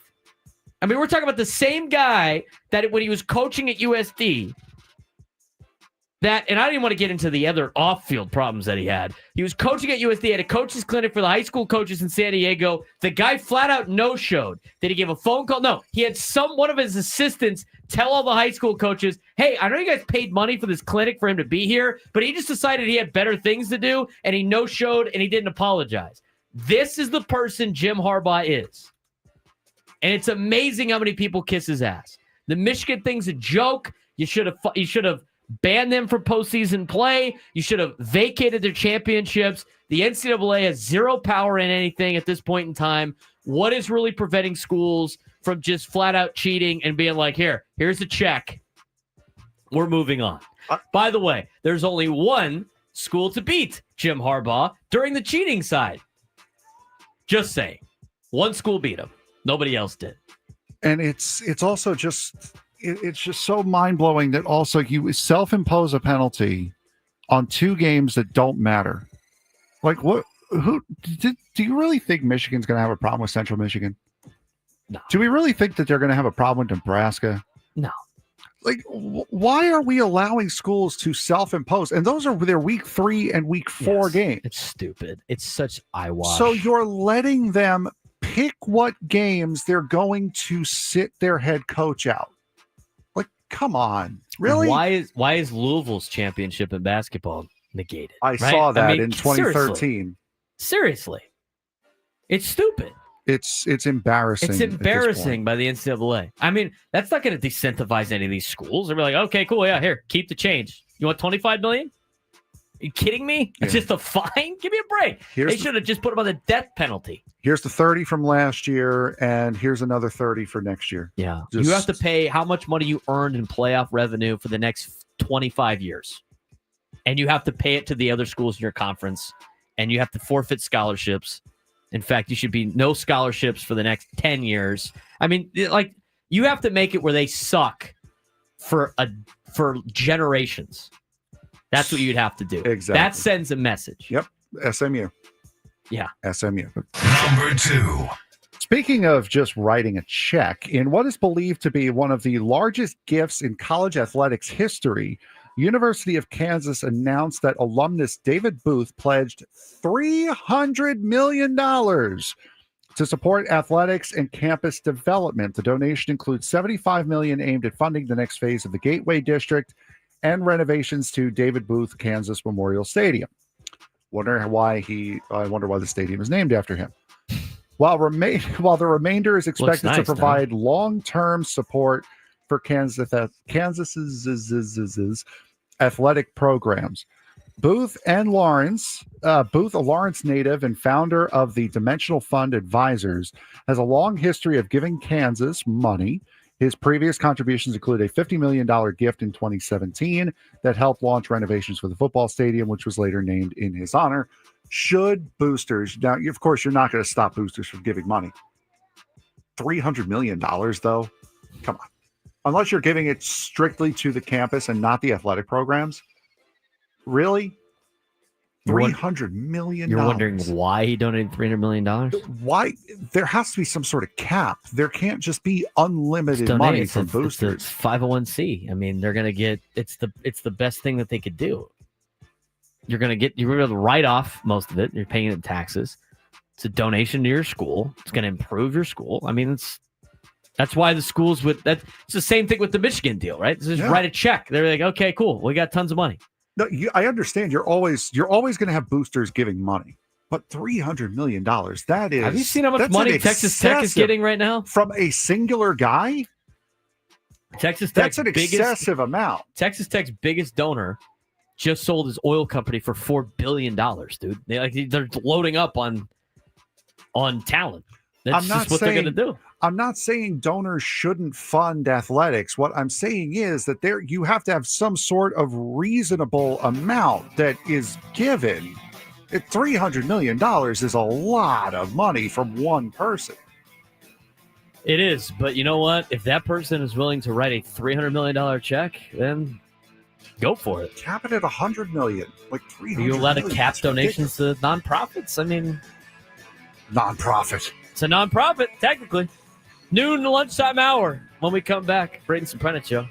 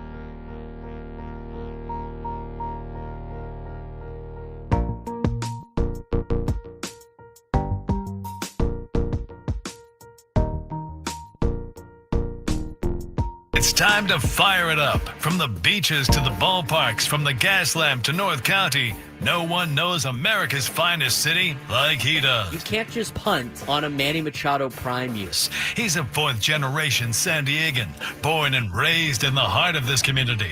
Passionate, opinionated, and always bringing you the real talk on your teams, your city, and everything in between. Braden totally knows his stuff. He's ready for the next step. That guy is good. Live and local, it's the Braden Surprenant Show. But I think Braden's one of the up-and-coming young stars in the media game in San Diego. Now, here's your host, Braden Surprenant. New lunchtime hour on 97.3 The Fan is brought to you by the Craft Taco, bold flavors at 2 locations, Sorrento Valley and inside Balboa Park's Natural History Museum. Wait a minute. We also got open late on Friday nights for the Nat at Night. Thank you. I was like, wait, isn't there a... How about that? How about a tag team liner right there? There is a different liner for Fridays. Yes. There is also a stupid producer Okay, that didn't self-deprecation here. that didn't update It the thing. happens. It happens. Are we missing other ones? No, we're not missing other ones. All right. Yes. Nat at Night tonight. Hey, you know what? Nat at Night. You could do the Nat at Night and then go watch the Padres Dodgers game. Yes, you absolutely can. Go out there, learn a little natural history, eat a taco, and then A go very watch good taco. a very great taco, an amazing taco, amazing tacos that are craft made. The craft taco. It's good stuff. Is it craft taco because it's craft made or it's crafted in such a way that it's We should have asked Eddie that question. Maybe it's the Blue Maza. Maybe that's the reason why. It's Could be. craft. Rod had tacos today. I don't really do tacos on Fridays. Maybe I should get some craft taco on a Friday, huh? On the way to go watch a scrimmage? As you Pick up a taco or two? As you do. Hey, you know what? It could do that. Well, the way to the scrimmage that I think we have to go to, we do have to pass Craft Taco on the way down. The one in Sorrento Valley. Maybe I convinced the Cathedral coaches to go to Craft Taco. Support our local businesses, also show sponsors. A lot of them want to try it if they haven't done so already. Maybe foul on them for not going yet. He draws the foul. Did you see the foul earlier that what's his name? Frankie Watkins wanted? He was asking the ref for a foul. It was Art in Poway saying he was born in 2002. And Frankie's like, yes. that's yeah, a foul. I did see that. That's I a did foul, see that. ref. I did see that. That's yes. a foul. Guy was yelling at Frank for a foul. Frank's got his whistle in his mouth. He's shaking his head. No, it's clean. We're clean. We're not going to. Clean. See, here's the thing. The people that are born in 2002, they are going to replace us one day. We don't want to discourage them from getting into the business by giving them fouls for just being young. True. So we want to secure the future of this industry. We don't want to be giving fouls. Oh, wait a minute. Guy's a 99 Okay, guy? that's a foul. Foul on Frankie. That's a foul. Guy's younger than both of us, bitching about an 0-2 caller. Come on, man. That should be a T. Frankie, just for that, now you are paying for the Eric Hosmer cameo. Block. When the chat fouls out. That's a block. Frankie, first personal. First team foul. That's a foul. That's ridiculous. That's ridiculous. I can't believe. I'm so disgusted right now. I'm so disgusted. Look, you made Adam Paul feel old because he said he graduated in 99. Look what you did, Frankie. It's terrible, man. He draws the foul. He's got 2 now? Well, yeah, we can't be making other chatters feel old. I agree. We already do that ourselves. That's our bit, Frankie. That's our bit. In about 8 years, it's not going to be our bit anymore. Actually, about 3 years, it probably won't be our bit anymore. We got 3 more. We got 3 fouls left before Frankie pays for our Eric Hosmer cameo. Oh, there we go. That's where this is coming from. 3 fouls left. Frank is reminded of it. You get a foul then. You get a foul for the Nat at Night. Yeah, that's He fair. draws the foul. We're just dishing out fouls here at the 12 And the new o'clock hour. lunchtime hour. Okay, back to get on track. Let's talk MLB before we talk more about Padres Dodgers. Okay. Games to look out for and kind of the overall standings. And then we got to talk some regular Major League Baseball. There's some people that want to ask you some questions about the Mets. So we're going to have to get to that. Why? Therapy session. I like seeing Sam Levitt about the Mets too. He's actually more of an angry Mets fan than you are. He's like just so disgruntled, and he is scourged. He has texted me a couple times here recently about how pathetic this team is. He's been scarred for life. Sam Levitt has. And I said, you know what? At least you guys got the pods, dude. The pods are helping you out. And I will say this. The Jersey bit for you played off on the radio, but unfortunately has ruined the Mets. That's what I'm going back to. It got the reaction it did that I wanted, that I was going for. It got the engagement that we were aiming for. Mm-hmm. But on-field success, however, I don't know what I have to do to break that, though. I got a text last night from Frank. He said, "I'm so done with this team. Hopefully your scrimmage is going better." And I responded with scrimmage went great. And then I looked at the Mets score. I'm like, oh, okay. Now I know why. That makes sense. All right. Games from yesterday that mattered to the Padres. Blue Jays taking 2 out of 3 from Chicago was good. Okay. The Padres last night, it was great. Padres didn't even play last night. And you know what? They moved up the leaderboard again. They have now passed the Chicago Cubs. And you're still paying attention to that side of things too, because you're thinking about higher seeds. You're thinking about, just in case you don't win the division, you still want to be a higher seed if possible, the 4 seed. The Padres have passed the Cubs. That's good news number 1. Good news number 2, they have now passed the Phillies, or they're tied with the Phillies.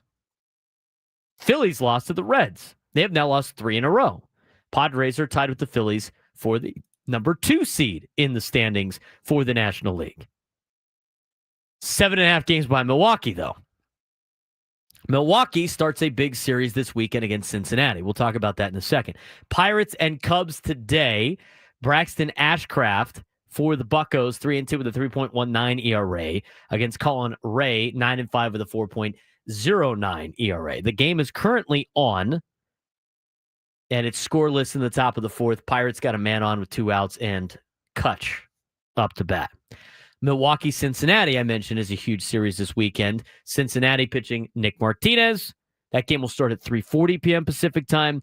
Brewers have not announced a starter, at least one on MLB.com. Philadelphia and Washington, again, you could use Mackenzie Gore. They just announced it's Mizorowski's going today. Mizorowski's going today for the Brew Crew. Okay. Mac G going to get Zach Wheeler. Phillies have lost 3 in a row. Padres could use another Phillies loss to try to pass them for that number 2 seed, officially put some distance between them and Philadelphia. Need the Nationals to do some damage against the Phillies today at 3:45. Coming up at 4:10, the New York Mets, who are still hanging on, are taking on the Seattle Mariners. Man, you guys just keep getting haymaker after haymaker after haymaker right now. Yeah, it ain't good. Played the Guardians, got them hot, and played it's the second toughest schedule of all the playoff contending teams. That explains why you're 1-9 in your last 10. Lost 2 in a row. Only a half game in front of Cincinnati. Sean Manaea against the Mariners tonight, who got Luis Castillo. Is that that's at Citi Field though? So 4:10 start. Yeah, tonight. For that game. Tonight and tomorrow are at Citi Field, and then it's the Little League Classic on Sunday. Cardinals Yankees tonight at 5:15. Cardinals are kind of sneaking back into this thing. They're 3.5 games back at 500. Diamondbacks are 4.5 back. Giants are 5 back. Those are all of the Mets for the last wild card spot in the National League. That's what you need to watch for this weekend. So to recap, Pirates and Cubs. Hey, Kutch with a double. Scores a run. Pirates up 1-0. Love to see it, Padres fans. Jumping up on the Cubs, Pirates are. Pirates, Cubs, important this weekend. Brewers, Reds, important this weekend. Phillies, Nats, important this weekend. Mariners, Mets, important this weekend. Yankees, Cardinals. Obviously, you don't have to worry about the Dodgers. You're playing the Dodgers this weekend. We've talked a lot about that. Also, yes, it is Players Weekend this weekend as well. Which they don't have the nicknames on the back of the jerseys anymore, but it is Players Weekend this weekend. You celebrating Fat Man Friday? Not anymore. Not since October. not as fat. I'm not fat enough to. Fat Man Fridays for the running is for Singleton. His nickname's Fat Man. Oh, of course. So it's a Penn State Fat Man Friday every Friday. Yes, you should of be course. celebrating Fat I Man am. Friday. I am. For Singleton. Of course I am. Come on. All right. I need you to dial more into Penn. I know we're a couple weeks out, but I need you to get more locked in. Right now, I'm trying to dial into work right now. Sorry. It's work. Talking sports is work. That's part of your job. There's Talking also sports. podcasting that's I part of work, and I need to get these understand. podcasts out I because get it is an important day. Because Davis needs to be able to listen to the show after the fact because he's in school. Fine. Fair enough. Okay. Our high school audience that we have. I mean, Frankie's upset about the 0-2. I mean, you don't even want to know. Yeah, Davis the other is. years. Yeah, no, you'd be getting another foul for Davis. Davis is 15, which means he was born when? Be 10, either 09 or 10, depending my upon when his God. birthday is. Yeah, you're right. 2010, dude. I was in high school. I was a junior in high school in 2010. I graduated in 2011. Unbelievable. Third foul, Dave Bennett. Let's get to Tim in Oceanside. Tim, you're on the Braden Surprenant Show. What's going on, man? Tim, are you there? Hello? There you go. Gotcha. Hey, how you guys doing? Doing well. What do you got for us today? Hey, I just want to get your opinion on something I've been thinking for a little bit now. I think Dave Roberts has lost control of the Dodgers, and I'll explain why. The coach that went up to Manny in that little bench clearing incident, you and I have both been coaches. I've been coaches for more than 30 years.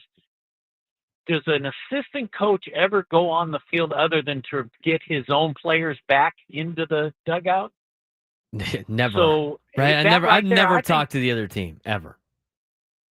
Yeah, no, never touch him. It's just standard procedure. But I think he's lost control of the team. All the beaming of that they're saying Dave Roberts is ordering these guys to be hit by pitches and stuff. I think he has very little. You can look at his demeanor. He's always been a low-key guy, but he seems to be in the lowest of lows right now.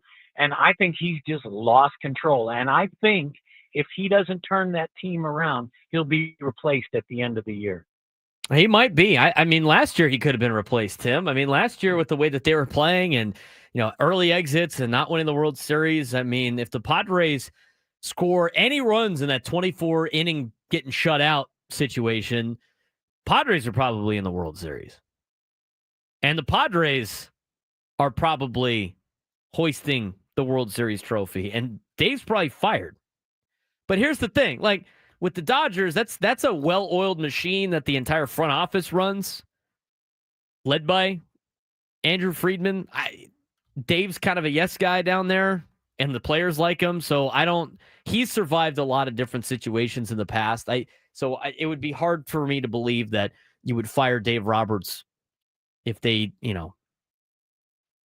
didn't win the division or don't do well. I will say this, though. If they don't make the playoffs, which they should, and they still have like a 90-something% chance, that would be the only way I would think that Dave Roberts gets canned at the end of the year, is if they don't make the playoffs. I mean, think about this. People thought they were going to break the wins record for a season. With the team that they assembled, with the amount of money that they spent, all the deferments and everything like that, all the deferrals with Ohtani on the team, he was going to come back to pitch. I mean, they were going to break the wins record. They don't make the playoffs? He definitely would get fired. 833-288-0973, 833-288-0973. Appreciate the phone call, Tim. We'll talk more about Major League Baseball when we come back. How's Frank's feelings with the Mets? Is he worried? We'll find out. We'll go a little deep dive with the New York Mets fiasco and the other parts of the National League, how we think it's going to play out when we come back on the Braden Surprenant Show.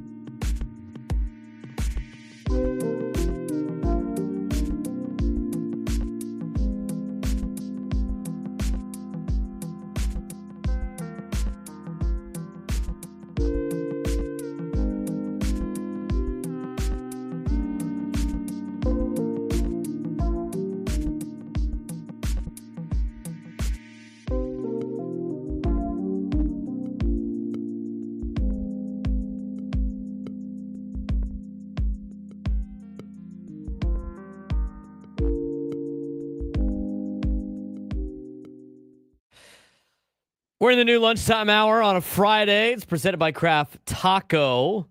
Both flavors at 2 locations, Sorrento Valley and inside Balboa Park's Natural History Museum. Open late on Fridays for Nat at Night. Cha-ching.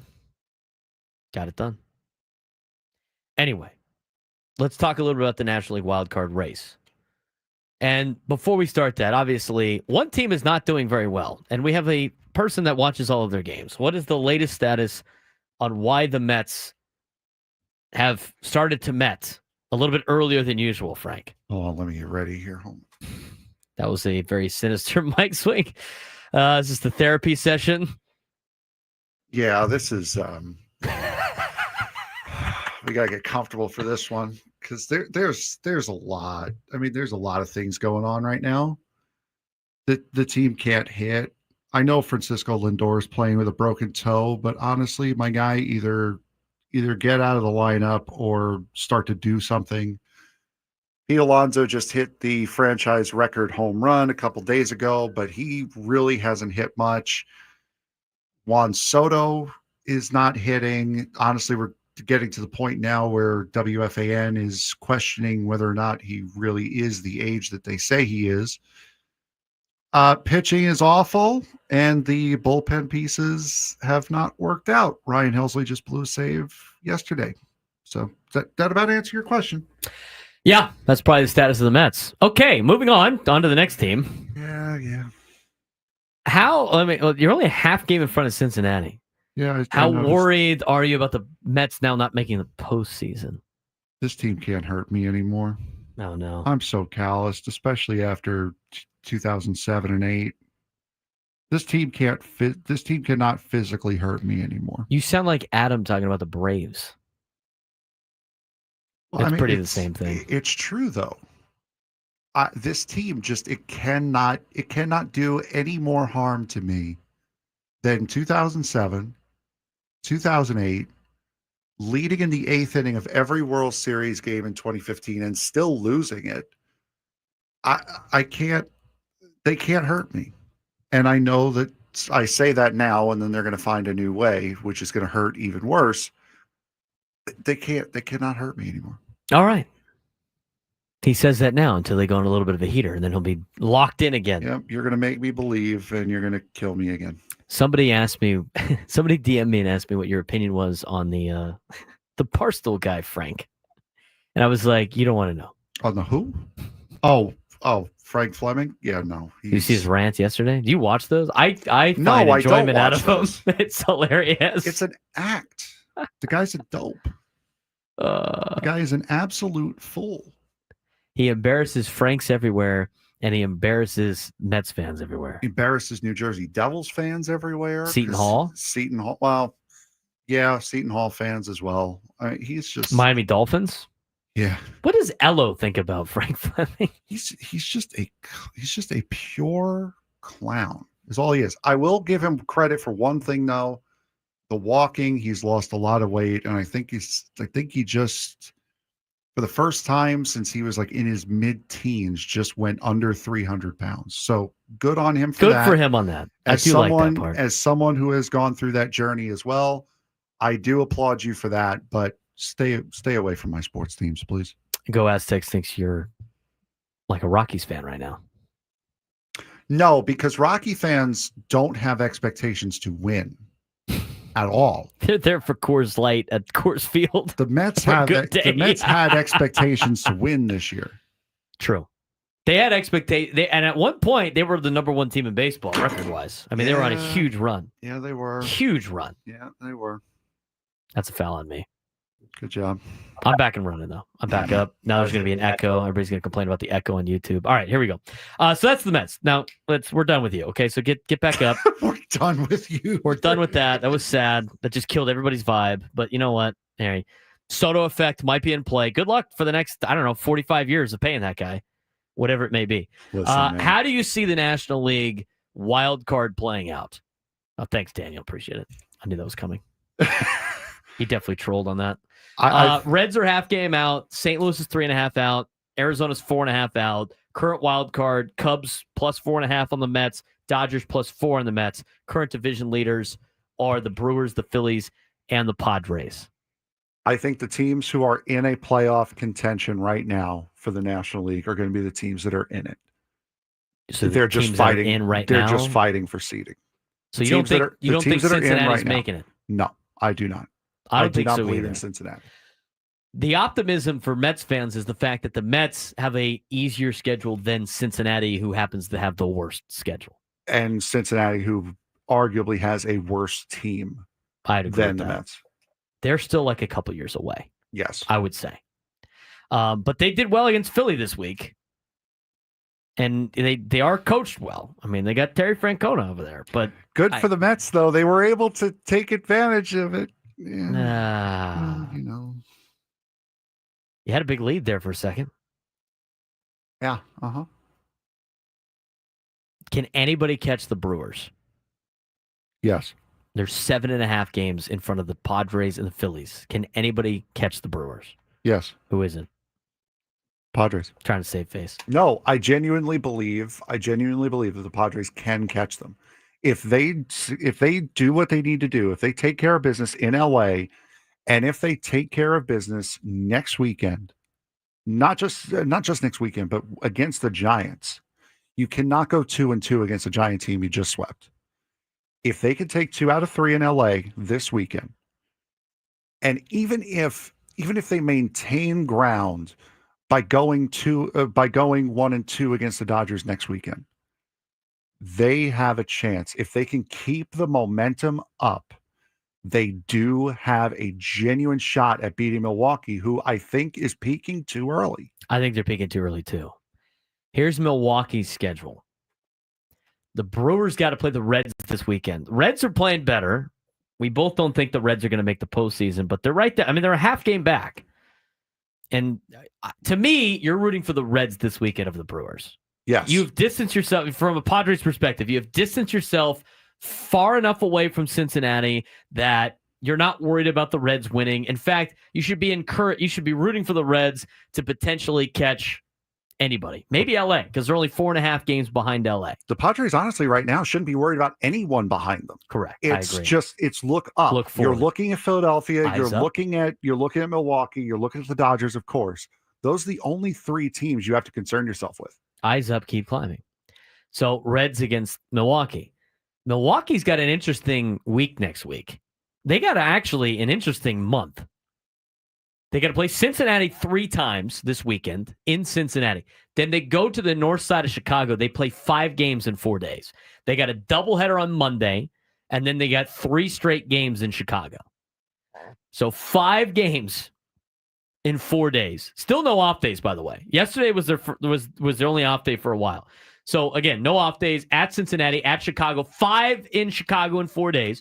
Then they host San Francisco and Arizona. It'd be nice for the Giants, who look like they quit last week, to get into gear against the Brewers. Arizona's still like chugging along, but it's nothing they're not that scary. Then Milwaukee's got to go to Toronto. Toronto is trying to hold off the Red Sox and the Yankees for the American League East. And again, still no days off. And then the Brewers get the treatment that the Padres got last year. Remember the Padres played a game against Detroit, then had an off day, and then had 2 extra days? Yes. Because they had to play on Labor Day? Yep. They're doing the exact same thing. So they have to have a day off, and they're not going to have the day off on Labor Day because Labor Day is a big day for baseball, right? Because everybody's got the day off, or most people have it's a government holiday. So they will play Philly after Toronto in Milwaukee, have Tuesday off, and then Philly again. They go to Pittsburgh, division matchup, we'll see, but they destroyed Pittsburgh last time they played them. And then this is how they finish the season. At Texas, who's still around and has good pitching. St. Louis, still hanging around, but nothing necessarily, not a world beater. You got the Halos. If the Halos sweep Milwaukee, send them invitations to the playoffs with us. Just to give them a box, give them something, a gift, if the Halos can help out the Padres again. And then Milwaukee's got St. Louis, San Diego, and Cincinnati one more time. It's not an easy schedule for Milwaukee. I think they could come back down to earth. But now, again, when you're talking about passing teams, when your game's back, You have to think about it from a series standpoint. Now, the Cubs series makes it a little interesting because they can play 5 games against these guys in 4 days, so it's a little bit different. But if you start counting series, the Padres have to outdo the Brewers by 7 series. So the Padres have to win 7 series, and the Brewers got to lose 7 series out of the however many series are left, which is more than 7. But still, that's how you have to view it, looking at that potential chase. You want to talk about the Phillies? I mean, the Phillies down the stretch. And again, right now you're tied with Philadelphia. The tiebreaker is season series, which is split. And then you're talking about their record in the NL East compared to the Padres' record in the NL West, which is right now pretty neck and neck. I think the Padres might have a slight edge as of right now. Got to pay attention to Philadelphia, right? Because you're trying to get as better seed as possible. You want to have at least a bye. Right now, you're competing with Philly for that number 2 spot until you start reaching Milwaukee enough. They're finishing up a 4-game series against Washington. Then they got Seattle. Okay, Seattle's good. Seattle's on their East Coast swing right now. And they've been playing well until they got the last game in Baltimore. Washington again, the New York Mets, the Atlanta Braves, not looking great. Milwaukee, Miami, New York, Kansas City, Dodgers, Arizona, Miami, Minnesota. I don't know. Phillies have a pretty obtainable schedule. If you had to make your playoff prediction right now, Frank, like we did at the beginning of the season, who is your 1 through 6 in the National League? In order, I would say you're not a betting man, but if you were, no, I would say Milwaukee, San Diego, Philadelphia, LA, Chicago, New York. That would be my 6 in that order. So it'd be a Philadelphia, New York wild card, LA, Chicago wild card, Milwaukee and San Diego get the buys. I probably agree with that. I'd go Milwaukee 1, Padres 2. Philly wins the East. They'll take the 3 seed. I think the Padres can outlast Philadelphia. I agree. I think the Dodgers pass the Cubs. I think because the Dodgers' schedule's easy. They're going to get they still have Edmonds on the IL as well as Kike Hernandez. Some of their starting pitching's on the IL too. So they get the 4 seed. Cubs get the 5, and the Mets get the 6, which means Cubs and Dodgers winner will take on Milwaukee in the divisional series. Padres waiting for Phillies and Mets. That is the worst case scenario for you, by the way. Play the Phillies, who you hate. And if you beat the Phillies, which is great because you hate them, in 3 games in Philadelphia, take the best of 3, then you got a date with the Padres. I'd like to amend my top 6. Do you want the Reds to make the playoffs instead? No, I want the Mets to beat the Cubs. Okay. So this way it's Mets, Dodgers, and then Cubs, Phillies. So this way we avoid as long as possible. And hopefully, especially with the way the Mets have been playing recently, avoid entirely.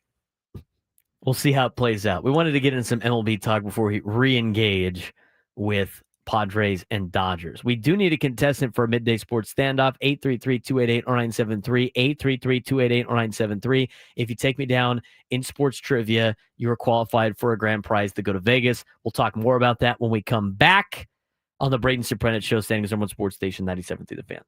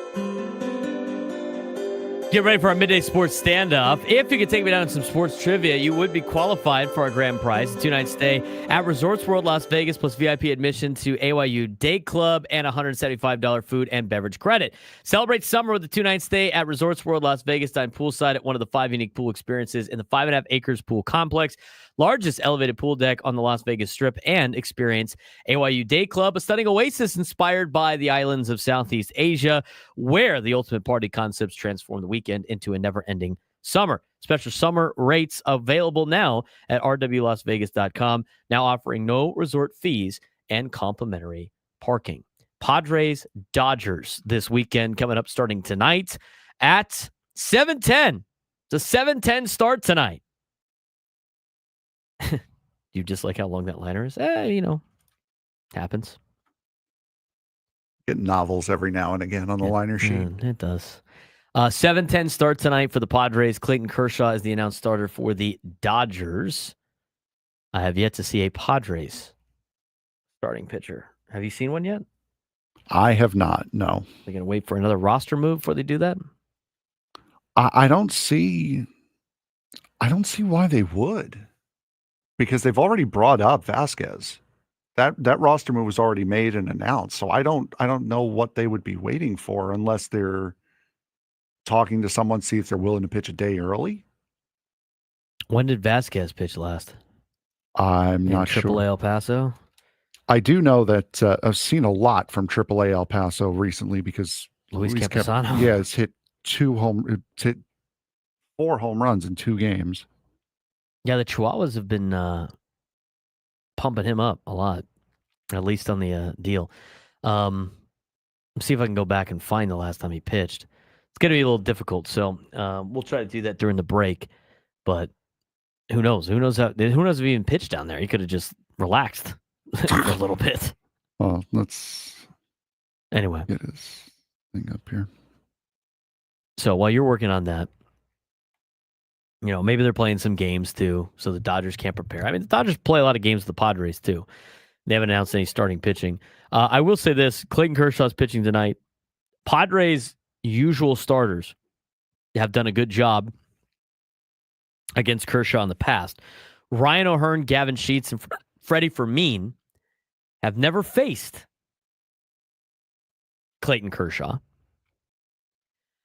Manny Machado has had 36 at-bats against Kershaw. He's hitting .278 with a .741 OPS. He does have 2 home runs. Laureano's faced him 6 times. He's hitting .333 with an .833 OPS. Jose Iglesias has faced him 13 times. He's hitting .385 with a .770 OPS. Diaz has faced him 15 times.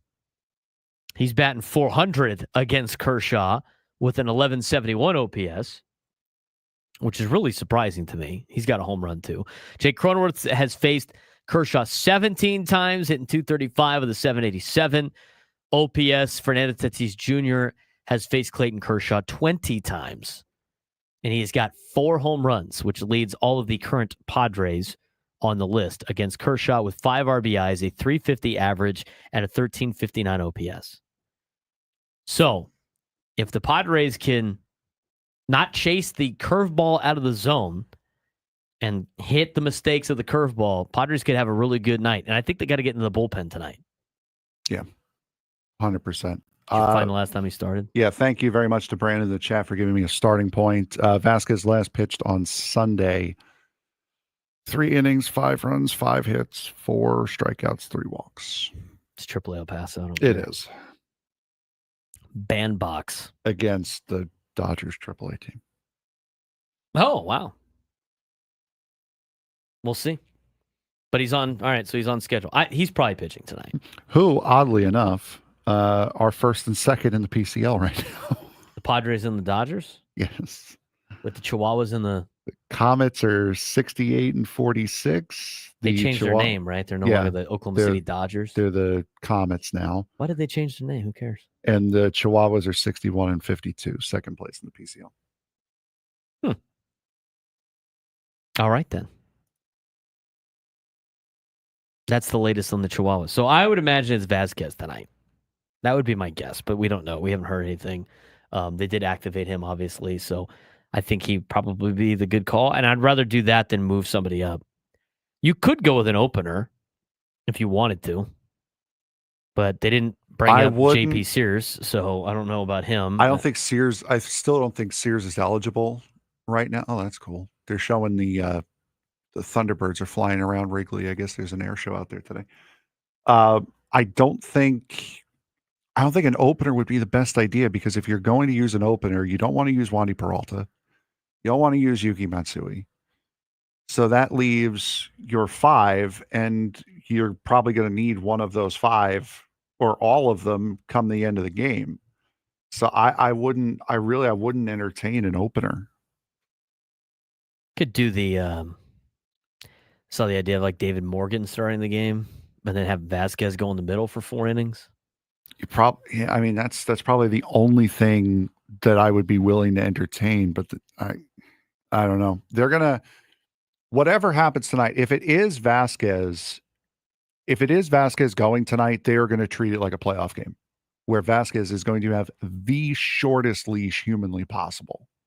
And they're going to go to the bullpen early if they need to. Yes.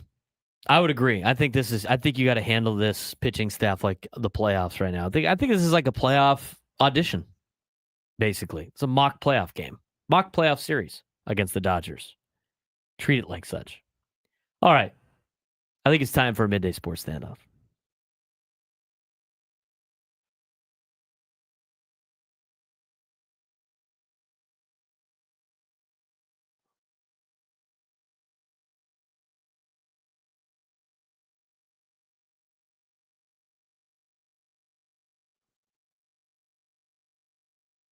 Answer brings them closer to victory. Down the sideline! Wow! Unbelievable! But 3 strikes and it's game over. This is not Detroit, man. This is the Super Bowl. Can you outsmart Braden? The midday sports standoff starts now.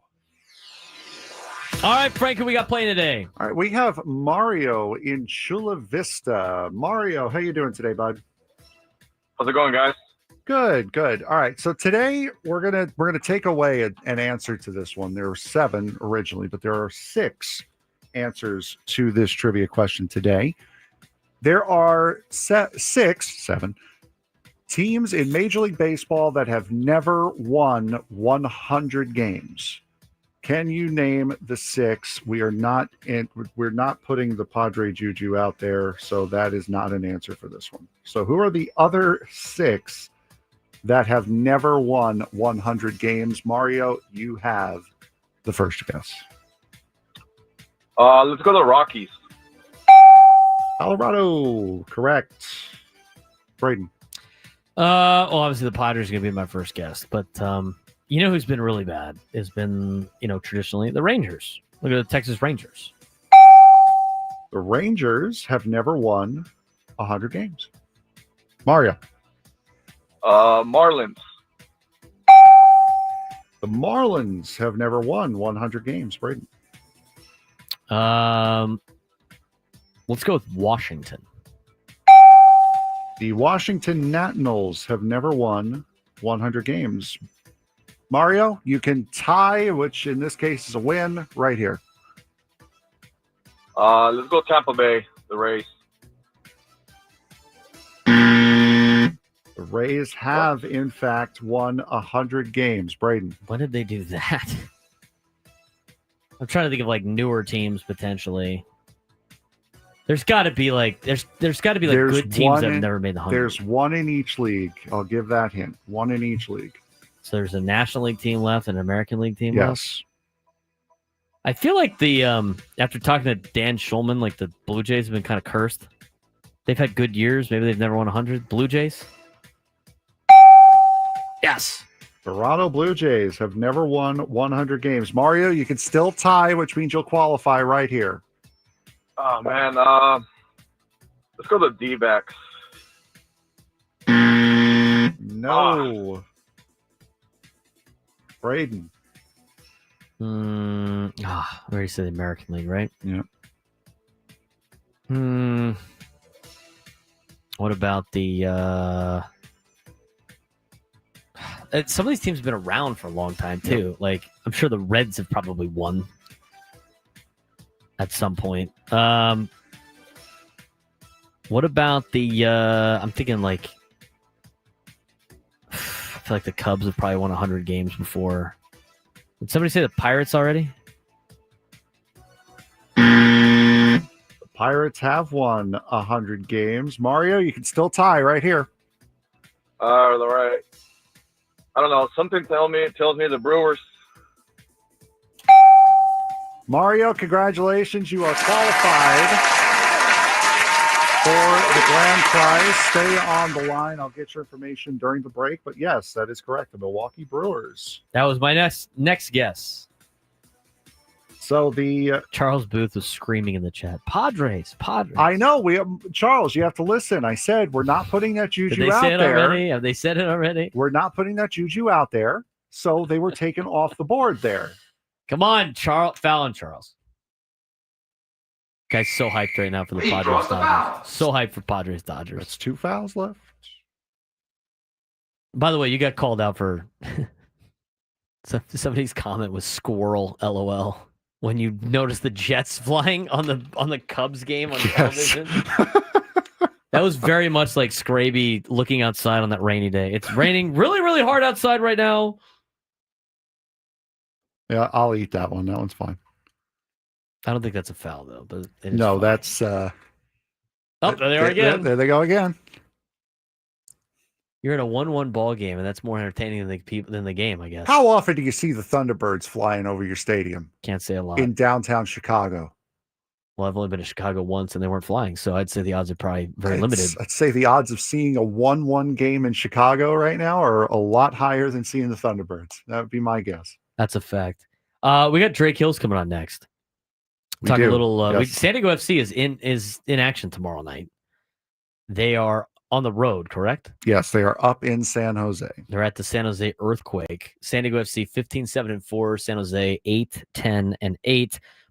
Padres. San Diego FC still near the top of the table of MLS. We will get a little bit of a preview of that with Drake Hills, and then we're going to get back into Padres baseball, obviously. We've had some updates on the Midway Rising project. We have a couple of minutes here. Might as well get to it. The proposed Midway Rising project, we had Jennifer Van Grove on to explain some of this to us. She had an article about it in the San Diego Union Tribune, which is set to replace the San Diego Sports Arena site, projected to deliver an annual economic boost comparable to Comic-Con's $161 million impact, according to a new economic impact report by the San Diego Regional Economic Development Corporation, EDC. The developer-funded report estimates $178 million in new annual spending across San Diego County once the $3.9 billion development is complete. Key highlights in the report: $285.9 million total, with $178 million being truly new spending above current operations. Arena is going to be the anchor, 16,000-seat arena, expected to host 143 events a year and draw 1.1 million visitors annually, generating an additional $103.5 million spending. So they're putting together the economic impact report. They're obviously more optimistic than they usually are. Critics note that retail jobs don't meaningfully expand the economy. Higher value jobs like healthcare or research would. Those are not usually as fun. Project timeline, selected by the city council in 2022. Stan Kroenke's group, part of that group. Environmental review is in its final phase. Final EIR is expected next month. Developers hope to secure a long-term ground lease with the city by year's end. The build-out will be phased over 14 years. Who knows when they're going to start? But they got to get that EIR done. And then once they get after that, then they can focus on the permits. Saw it in the chat. Make sure you get very the permits. concerned about right, the permits. The permits. So after that last EIL, whatever that was, thing goes through. The EI whatever? Yeah. The okay. EIO thing is done. Then you go after the permits. Got any more updates on the Jets, Frank?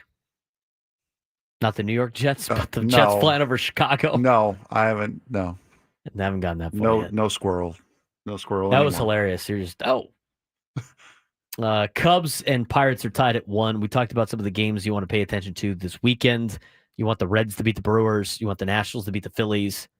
You want the Mariners to beat the Mets. Some of us do, at least. Maybe not me and Frank, just for the mental health of Frank right now with how bad the Mets have been playing. We tried to do our therapy session earlier with Frank. Maybe we got to do that with Sammy Lev. He sounds more depressed than you are talking to him. That poor guy's trying to host pregame shows, get Arizona State ready, and watch his miserable Mets play. He's got a lot going on. He's got a lot of stress. We are trying hard, by the way, to get Sam Levitt on, the Sam Levitt on, for the Arizona State weekend. That's right. It's going to be great. Can't wait for it.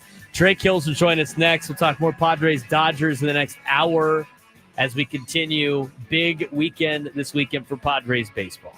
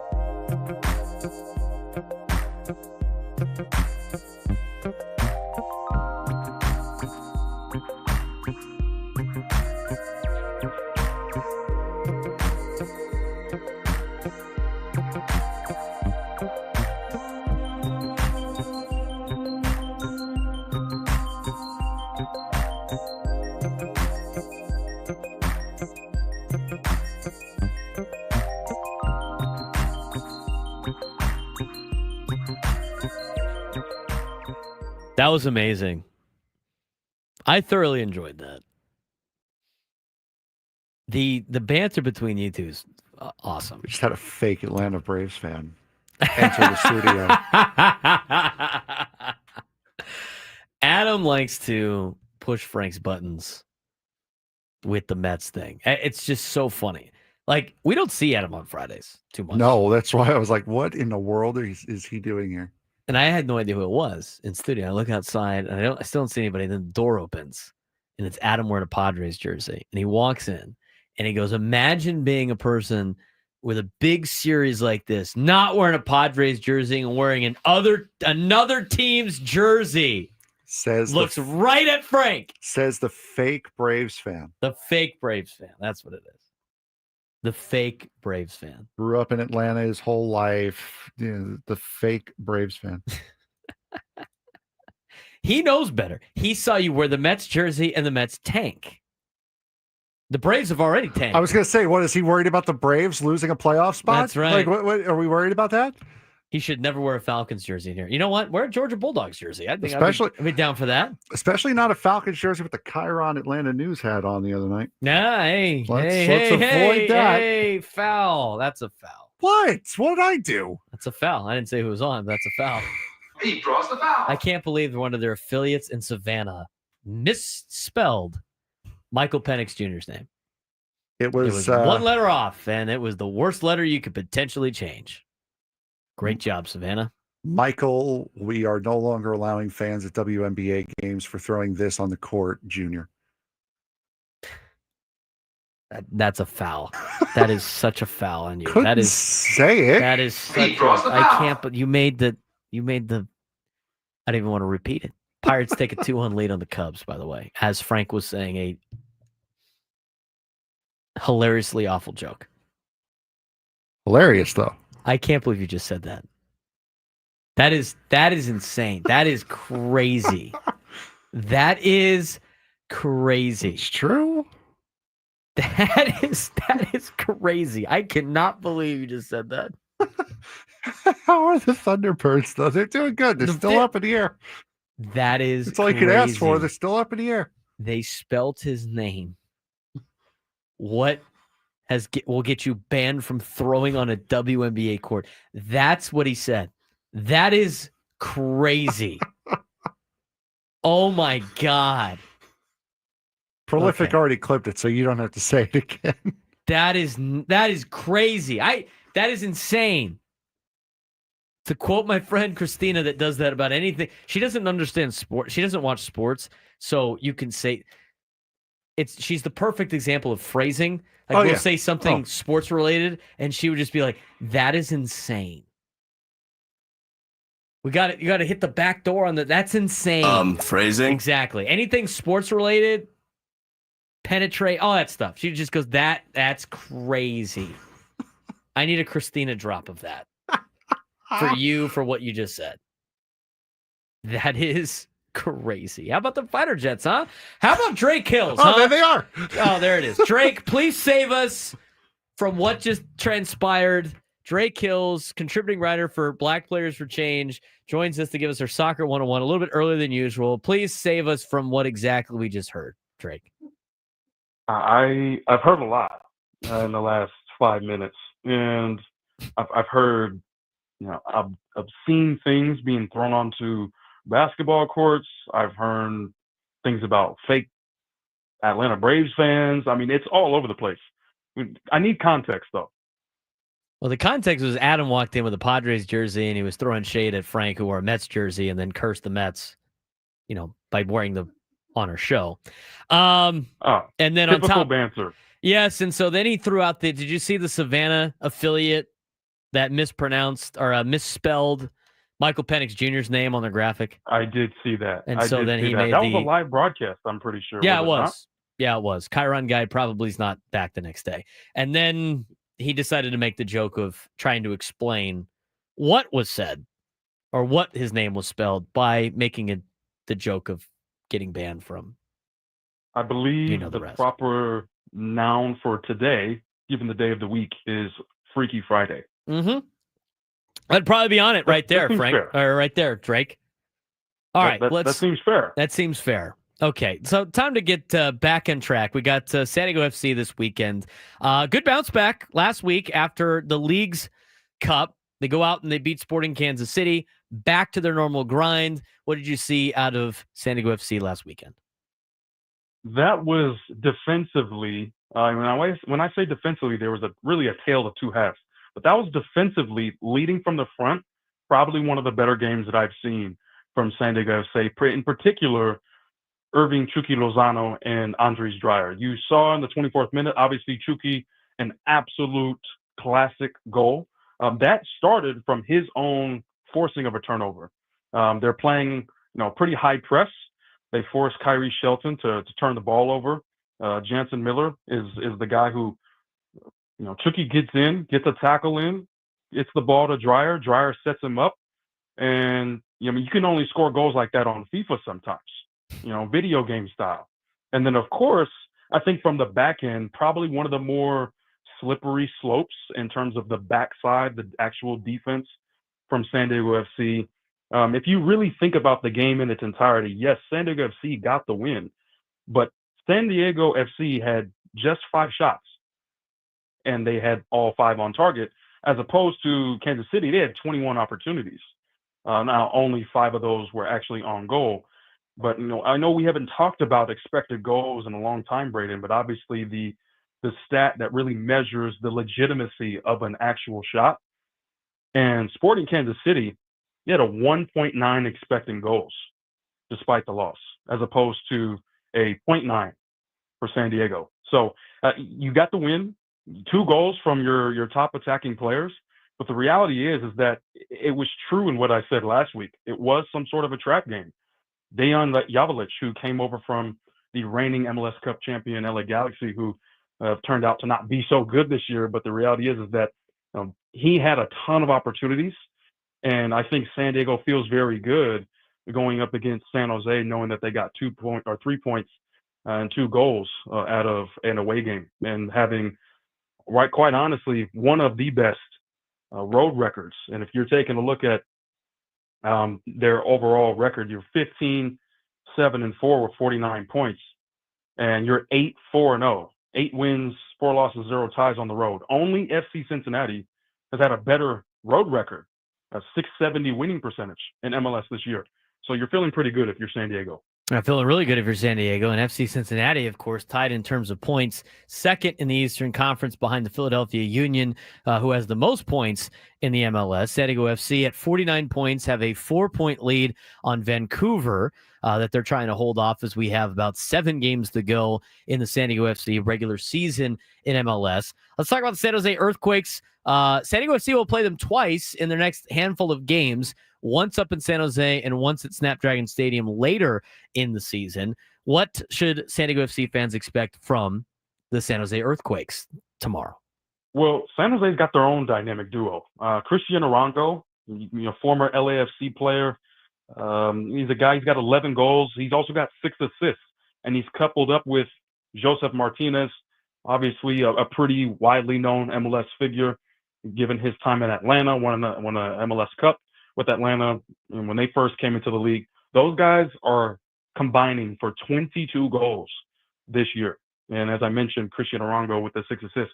But the guy who makes all of that happen is also an MLS All-Star, Christian Espinoza. He's got 12 assists on the year. And so I think those 3 guys, especially when they're playing at home, and given the fact that they just knocked off Vancouver this past weekend, those are the 3 guys that really make things go. So I think it's going to be another test for Chris McVeigh and that back line. Aiden Harangi is now in that right back spot. Alex Mighton has gotten some time as well. Had a great game, I think, against Sporting Kansas City. So it's another testament to San Diego on the road, representing themselves and having that top road record. This is a team in San Jose that's also fighting for that spot. And people are starting to talk about MLS Cup playoff picture. We still got about 2 months to go, but this is a team that's in that 7 through 10 spot in the West. And if you're San Jose, you want to keep going. You really do, because you had a really rough stretch. That win against Vancouver was their first win since June 25th. So taking a look at the Western Conference, knowing that there are only about a couple of points in between 7 through 10, there's Portland that's in that space as well that San Diego will be facing also. So I think for San Diego FC, the big picture right here is how can your defense set up and be able to stop Christian Arango and Joseph Martinez? We're talking with Drake Hills, who is a contributing writer for Black Players for Change. He is our Soccer 101 guy each and every Friday, talking a lot of San Diego FC. So we're talking about the final couple of games here, right? San Jose tomorrow. They're going to play Portland. They're going to play LAFC. They go on to play Minnesota. They're going to play Atlanta, San Jose again, Houston, and Portland, the remainder of the MLS season. Mixed in there, Tijuana will play San Diego on September 16th for a club-friendly match between San Diego and the Tijuana Cholos. Out of all of the MLS games left, as we get ready for start thinking about the table a little bit more and thinking about the playoffs, who are some of the teams that you might want to look out for a little bit more if you're a San Diego FC fan down the stretch? It's got to be LAFC, especially with what they've done in the secondary transfer market. Heung-min Son has come in, the South Korean international, who's played 10 years for Tottenham Hotspur in the English Premier League, who's really carried them out of a trophyless tenure. And then they finally win the UEFA Europa League last year, and he decided that he wanted to make a move and make a change, and he's now a Los Angeles FC player. But hey, listen, if you're thinking just about LAFC and their story this year, this is a team that's clearly an MLS Cup contender. They kind of always are in that picture. They've got an MLS Cup under their belt.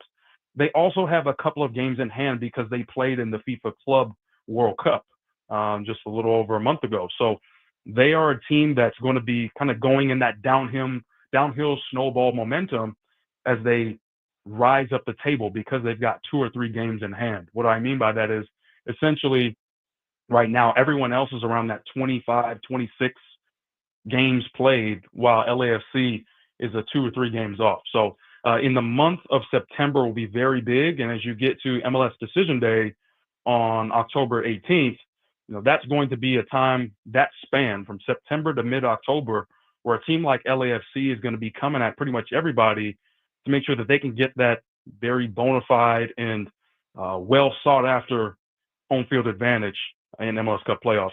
So I like that, especially if you're taking a look at their attacking players. Denny Bwanga, MLS All-Star, some guy who's always competing for a Golden Boot as the most highest scorer in MLS every regular season since coming over from France and Saint Etienne. So I like that matchup, but I also think the Portland Timbers matchup as well, given what we talked about with that 7 through 10 in the Western Conference. Portland knows that they need to put on a good show. Thanks again, Drake. As always, we got to take a quick break. When we get closer to playoff time, we'll have you explain how the playoffs work in the MLS, but should be a fun game tomorrow for San Diego FC, and look forward to talking again next week. Absolutely, and we'll talk all the scenarios, but San Diego could potentially clinch a playoff berth on Saturday. So let's just stay tuned. Thanks, Braden. Thank you, Drake, contributing writer for Black Players for Change. Also, been a former USA Today Network MLS reporter, has covered FC Cincinnati, Nashville SC, joins us each and every Friday to talk a little bit about San Diego FC. Final 2 segments, back to the Padres-Dodgers. This is a huge series. How big of a series? We'll explain next when we come back on the Braden Surprenant Show. San Diego's #1 sports station, 97 through the Fan.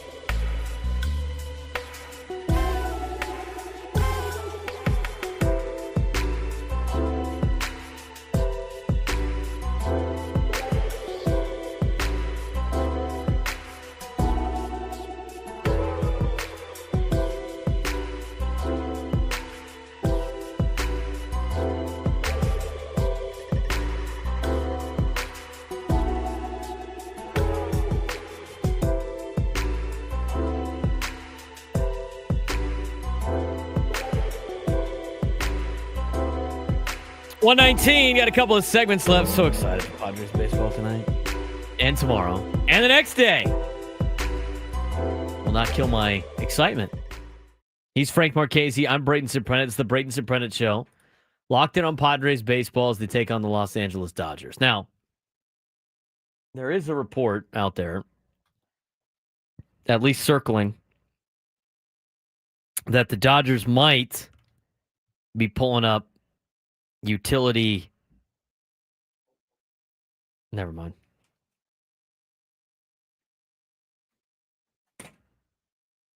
We're getting and reading the report is what's happening here for you non-YouTube listeners out there, which I'm sure is the majority of you. All we do know is that Max Muncy's beat up. He didn't play last night. When was the last time he played? He played during the Anaheim series. I saw him. He was a late scratch, I think, on Wednesday's game because Mookie was going to play. Well, Mookie was going to have the day off, and then Muncy couldn't go. And so then they had Mookie Betts play, and he ended up playing well. So interesting on the Max Muncy deal. They've had so many injuries this year. We do know that Tommy Edmonds on the IL. Mm-hmm. And Kiki Hernandez is on the IL, although I don't really think that's much of a loss. All they lose is their guy that throws during bad innings. So the report being... Oh, what he showed me, it was just so fast it didn't make any sense. It just didn't sound like... The one report was saying that they were going to pull up a utility man to replace Max Muncy, and then another report said it's not actually true. So there is an above zero, but probably below 50% chance that Max Muncy is going on the IL. It's possible. I think it's possible, but it doesn't sound like, I don't know. The last report sounded like it wasn't. It doesn't seem likely, but there is an above zero chance of that happening. Right. Gotcha. It's probably not happening. It doesn't really matter. He started to turn it on a little bit, but he's had kind of a not that great of a year. I can't imagine him being around on that team for much longer, as well as some other players. You've already started to see some of them get phased out. Austin Barnes, Chris Taylor. I think Max Muncy might be the next one to go. We have yet to get anybody or any update on whether the Padres are starting Vasquez or not. Or anybody for that matter. We both think it's Vasquez, though, correct? He pitched on Sunday. This would be his turn. This would be his day. This is his turn to pitch. You don't want to move anybody else up. I know you had the off day, so I guess you could move somebody up one day. You could move... Who was supposed to go tomorrow? Cease? No, I think it was Pivetta and then Cease. No, Pivetta just pitched on Wednesday. Cease. It was going to be King, Cease, and Darvish, I think. Okay, yeah, that's right. Before King got placed on the injured list yesterday, which, by the way, was like, oh, sick. I immediately wanted to say, who painted a chicken kicking a fanatic on a wall? Who did it?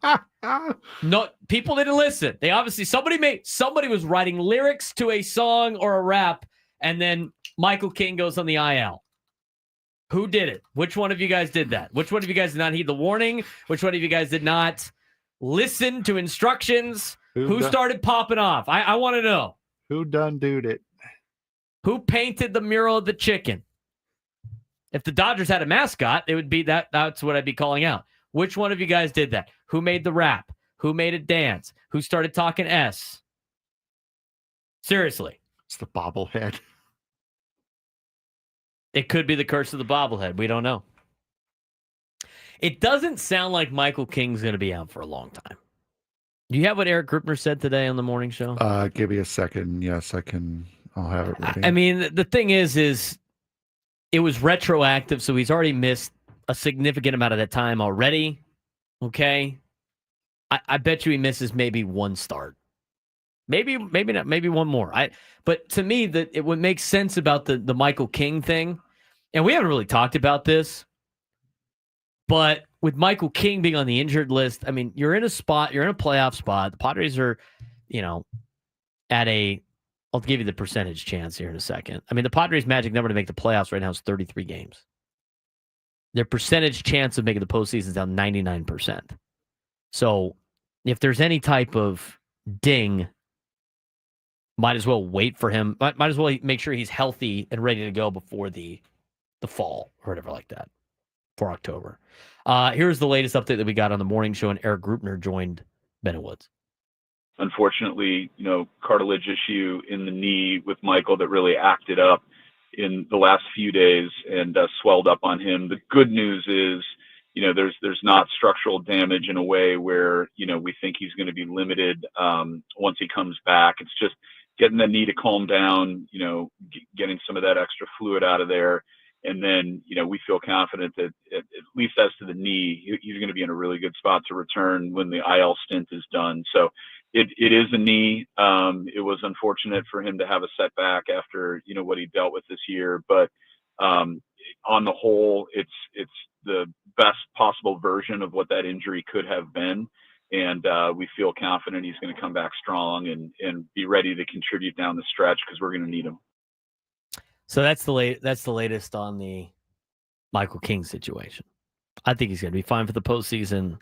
So he doesn't pitch now, but you need him later on. I would imagine it's Vasquez tonight. What are your thoughts? I would agree. I think it's Vasquez, and I think that he's going to have the shortest leash humanly possible. These next 2 weekends, they're going to be playoff series. As far as length, the starting pitchers are going to be able to go. I think we're at a 90% chance it's going to be Vasquez today. I can't imagine there being, is there anybody really an opener that you'd want to see?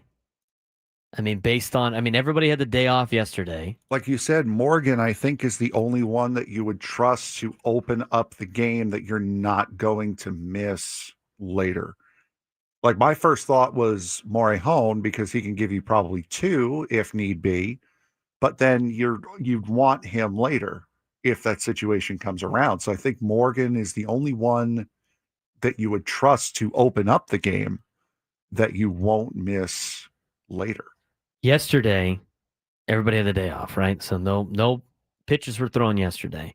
2 days ago, it was only Matsui and Peralta. Yeah, Matsui threw 15 and Wandy threw 3, which means your entire bullpen everyone's is available, fresh and ready to go. I would hate to see an opener bullpen day to start a 3-game series against the Dodgers. Well, it wouldn't. I don't think it's going to be an opener, but that's a situation where you're going to try to get 4, maybe 5 out of Vasquez. So this way you're only using 6, 7, 8, 9 the same way you would if Vasquez just started the game and went 5 innings. So throw the lefty, throw Peralta. Yeah, I don't mind that. Wandy Peralta start the game for an inning. Get the number, the 1, 2, 3 guys in, then go Vasquez. Have him go. Have him use his magic for 4, and that gets you through 5 innings, and then you go 6, 7, 8, 9. Yeah. And you use 4 of the 5, whatever they call them now. What do we call in the bullpen now? The free. What did Ben call them again? I don't know. It's the we got an extra horse in the stable. Thanks, Mike. So the last 4 innings. It's the 4 horsemen plus 1. Don't worry about that guy. Who gets? It's a rotation every week. Someone gets the pony. Back out. You got the 4 horses, and then there's the guy on the pony on the side. It's a rotation. Who gets the pony? All right. So let's say you go. I think they're going to go with Vasquez to start, but let's say you go Peralta to start. The filthy 5. There it is. You go with Peralta to start. Morgan's not bad too, but the lefty aspect I think is good with Freeman and Ohtani at the top. Yeah. Right. And Wandy's been fine. You go Wandy for the first inning. You go Vasquez for 4. It gets you 5 innings, and then you go into 6, 7, 8, and you go or 6, 7, 8, 9, and you go with whoever is at the point of the order. So if the 6th inning starts at the bottom of the order, then you go with, to me, your worst out of the 5. Or maybe you go with a guy like... I would go Morgan then. Honestly, yeah, if you're doing Morgan. 7, 8, 9, go Morgan. Then top of the order, Morejon, Miller, and then Suarez. Yeah, I'd go definitely Morejon for the top of the order with the lefties. And then you can go with Miller for the middle of the order that are going to be mostly their righties, right? And then you finish it up with Estrada and Suarez or whatever. Or Adam. I'd rather see Adam take on the top of the order than Suarez. And I'd rather see Morejon take care of the top of the order than Suarez too. But they won't do that. They'll just have Suarez close out regardless. Yeah, most likely. I don't know if they do that with the Dodgers, though, because like Morejon last year in the playoffs was coming in. No, not really. It was Tanner Scott. I mean, he was always coming in when Ohtani was up. Mm-hmm. And Morejon so far this year has come up out of the bullpen with Ohtani at the top. I don't know how much you would do as far as I know Matsui has the number apparently, but yeah, I don't Dodger know. fans hate Matsui. Yeah, but I don't know. I don't know. Maybe it is something with Yuki Matsui being a Japanese pitcher, knowing how to get Japanese hitters out. Maybe there is a thing with that. What is his actual numbers against the Dodgers? I remember them being like not as scary. It's like overblown by Dodger fans that he owns them. All you have to do is own Ohtani, really. And well, then you yeah, own them. True. One pitch Bobby. Guess what's coming? Fastball. That's funny. I'm looking at the pitching splits right now. I'll try to get to it. Then my computer decided to stop working, which is sick.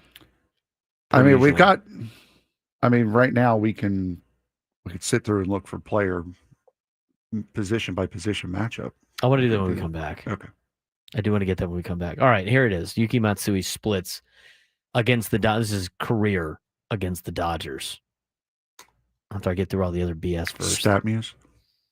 All right, against LA. I need the game level. I don't need the foreign stats that nobody cares about.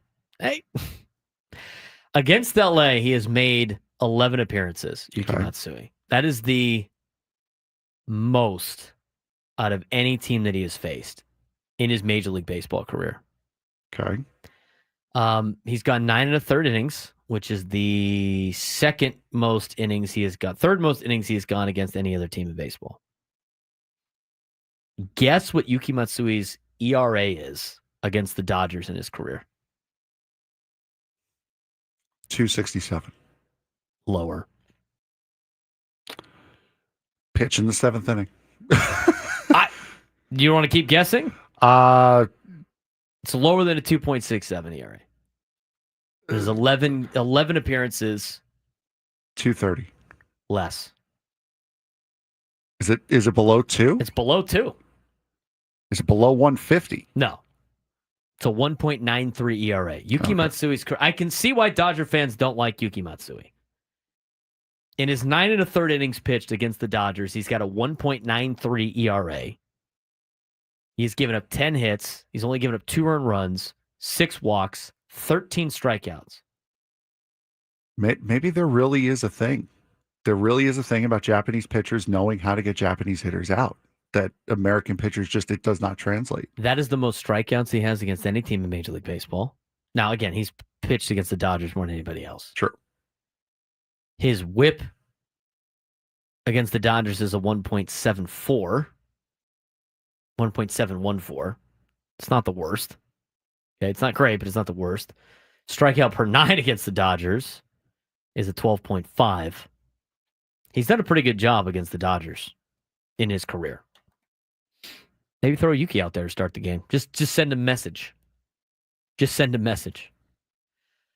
Padres Dodgers. How big is this series? We'll talk about the meaning of this particular series, why it's you have to win this series. When we come back on the Braden Surprenant Show, final segment of the week. San Diego's number one sports station, 97 through the Fan.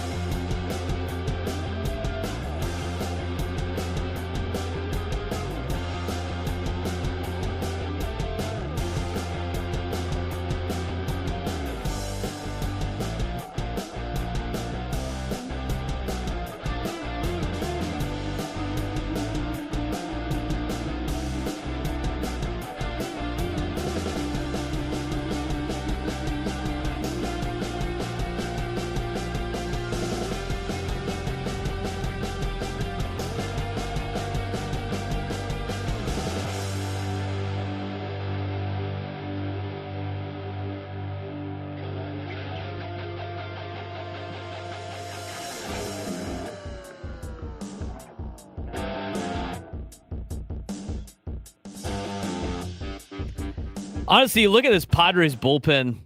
You know about the heavy hitters, the filthy five. Is that what we're coining it? It's the. Are you okay with that? It's the Four Horsemen and the My Little Pony. Who's the My Little Pony? It rotates every year. It rotates every week. Every week it rotates. Are you gonna? Who's the little pony this week? Whoever had the worst week previous. He gets to be the My Little Pony. Yeah, he gets to be the pony. I don't know about this. You got the four on the horse. You got the four horses, and then you got the guy straggler. Yeah, you got the guy on the pony. Huh. I don't like that. I don't know if I like that. Phrasing. Phrasing. I don't like that. Katie goes, My Little Brony. That's a good time. How many bullpen names can the fans come up with? We needed something better with the five. The Filthy Five is pretty good. You can't do the Four Horsemen plus one. No. Like you can't, because that's just. You can't do the Five Horsemen either. Doesn't make any sense. That's a foul on you, by the way, with the little pony thing. Oh, for God's sake. I'm trying to make a joke. He draws the foul. Well, at least Adam's here, so if you foul out, you can just go home. Franco's already stressed when he showed up today. Late on everything today. I'm like, well, at least it's a Friday, dude. You get to recharge and get back going on the weekend. I blame the Mets for Frank's stress. No, it's I'm pretty sure it's all self-inflicted some way, shape, or form. We're talking about the bullpen anyway, and you could talk about the five in the back that are doing really good. By the way, doing really well. By the way, the Pirates have a 3-2 lead on the Cubs now. Yeah, they just hit a solo home run in the top of the ninth inning. That's awesome. Can't blame Ryan Stressley anymore. He's not there. Is that Jack Sawinski hitting that ball? Might have done. Former Padre, helping out the Padres. Love to see it. Maybe that's why AJ Preller trades away all his farm talent. Help the Padres everywhere when they need them. All right, we're talking about the bullpen, and the bullpen is better than you would think in general. I mean, you look at the Suarez, obviously, the closer, Miller, elite level type closer, Adam, Morahone, okay, all-stars. Estrada probably should have been an all-star, but had a little bit of a rough patch right before the All-Star game, but he's also legit. You know, Morgan, I think, has done a really good job. But then you get to the two lefties, right? Matsui and Peralta. Now, I can't defend Matsui because Matsui has not been very good all year long. He does dominate the Dodgers, though. We discovered that in the last segment. I've heard that from Dodger fans that they don't like Yuki Matsui. And I was like, why? And then I looked at the numbers and I'm like, okay, that makes a lot of sense. He's got a 1.93 ERA in his career against the Dodgers. Second most outings out of any team he has faced has been against LA. And then you look at Wandy Peralta. And this is, remember I had the first grade, the first half grades. The first half grades. And I said, Wandy Peralta hadn't done a bad job. He hasn't done bad. And everybody was freaking out. He's the worst. Wandy Peralta has a 3.13 ERA on the season. That's including the awful game in New York, where he gave up 6 earned runs in 2/3 of an inning. I mean, he got shelled in New York. But after that game, since the shelling, we're going to call it the shelling, not the shining, the shelling. Since the shelling in New York, in the Bronx, Wandy Peralta has thrown 40 and 2/3 innings and has a 2.43 ERA with a 3.23 fielding independent pitching. He's kind of had a sneaky year. I'm just saying. Add him to another list of players that Padres fans cut about 2 months ago. Wandy Peralta. Hasn't been bad. That's why, dangle some different opportunities here and there. Want to think outside the box just in case the Padres don't want to go with what traditionally would be an easy move of Randy Vasquez pitching today. You can throw Wandy Peralta the first inning, then get the Vasquez for about 4 to get to your bullpen. Wandy's been doing a pretty good job. What was that? I freaked out on something that dropped on the ground. That was something happened. Spooky. Anyway, something just hit the floor somewhere. Might have come from the floor below us. I don't know who's our neighbor down below. I think it's still work getting done down there. They show up on Fridays? That's a good point. Who knows? No one in this building shows up on Fridays.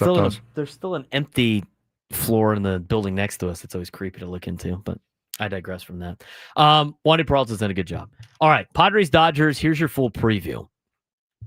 Okay, we wanted to do this like 3 hours ago, but we've been hyped up for the game. We've been hyped up for the series. We had a fun show today. We appreciate all of you guys joining us today in your Padres Dodgers excitement. And again, if they lose tonight, it's not the end of the world. They got to take 2 out of 3. They have to take 2 out of 3. Who has the advantage in tonight's game in the series? Oh, maybe that shook the building. Miramar doing some stuff today. Thanks, Nate. Appreciate it. Advantage today. Let's go through this as Dave Marcus distracts Frank for us, making sure he's connected. Or actually, it could be Scraby. By the way, I want to know what Scraby said about Cathedral. People keep asking me about it. Do I have to go back and listen to that? I have no idea. That was Mr. Dave Marcus, by the way. No, it was Dave. It was not Scraby. Was not Scraby. Okay. Well, Scraby apparently is on my S list for running his mouth. People keep asking me if I heard what he said yesterday, and I'll throw some haymakers LCC's way if I have to. I don't know what the S talking's for. I'm about to go find it. We should play. I mean, it'd be nice to play it on the show and hear it. He said it was too fancy for high school. I mean, that's not necessarily wrong. Can't say I disagree with that. Bring Scraby on to defend his position in your face. He wouldn't have the gall to talk to me about that. There's no way. He'd fold like a lawn chair. Anyway, back to the Padres. Okay, we put this together, Frank, position by position. Padres, Dodgers, who has the advantage? I'll let you take it away. Projected starters. Who has the advantage? Catcher, Freddie Fermin, batting .296, 4 homers, 17 RBIs. Remember, he's been a backup most of the year to Salvi out in Kansas City. Will Smith, batting .300, 14 homers, 66 RBIs. Who has the advantage? I think it's hard for it to not be Will Smith. He's one of the best catchers in baseball. There's nothing really more to it than that. Freddie Fermin, huge add to the Padres. It's been a great addition to the Padres. Will Smith gets the nod. I agree. First base, Luis Arraez. Freddie Freeman. Okay. Freddie Freeman's better than Luis Arraez. He's got the slugging and everything like that. Sorry. Way to really just cut the bit off there. I don't want to Jake Cronenworth batting .248, 9 homers, 43 RBIs. Miguel Rojas at second base, .243, 6 homers, 14 ribbies on the year. I'd take Jake in that one. I agree as well. I don't think Miguel Rojas I don't think he's got a lot left. I mean, I'm sure he'll torture us because that's what happens when we play the Dodgers. But I'll take Jake Cronenworth. He's a better second baseman than Miguel Rojas. Third base. Let's be Manny. Don't even waste my time. All righty. Don't even waste my time. The fact that those two were the finalists for the National League All-Star game is erroneous. I agree. It's erroneous. Max Muncy's not even close to the player that Manny is. Not even close. Shortstop. This is a tough one, actually. Because of the players they are versus the players they are now. Statistically this year, it's Xander Bogaerts. He's been a better player than Mookie Betts this year. I agree. Across the board. I agree with I'm that. going Xander. And now if Mookie's in right field, that's an interesting conversation. But Mookie, the shortstop, is not as good as Mookie, the outfielder. He certainly has not been this year. I'll take Xander. Left field, Ramon Laureano or Alex Call? Laureano. Laureano's better than Alex Call. Jackson Merrill or Andy Pajes? It's center field. Pajes has had a way better year, but I would much rather have Jackson Merrill on my team. Merrill's better defensively. Merrill has also had a very start-stop year because of injuries. Correct. Right field, Fernando or Teoscar?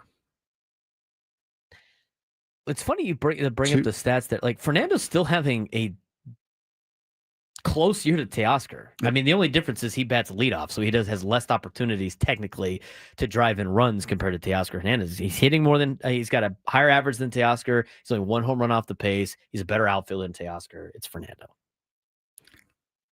DH. You probably can't go with Ryan O'Hearn. Yeah, I'm just going to stop right there. So we have deduced here on this program, which is, as we know, very scientific. That's right. We have deduced that the Padres outdo the Dodgers in 5 of the 9 positions on the field. It's pretty even. I'd still liked our lineup more than the Dodgers lineup. And that's not going through the rotations.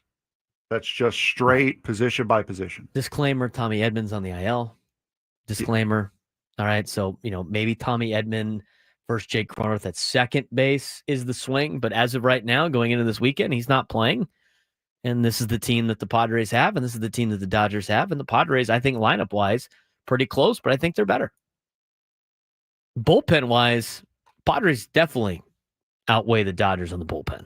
Yes, absolutely. That's not even close. And the Dodgers bullpen's getting worse, and they're gassed, and their best bullpen arms are not even pitching.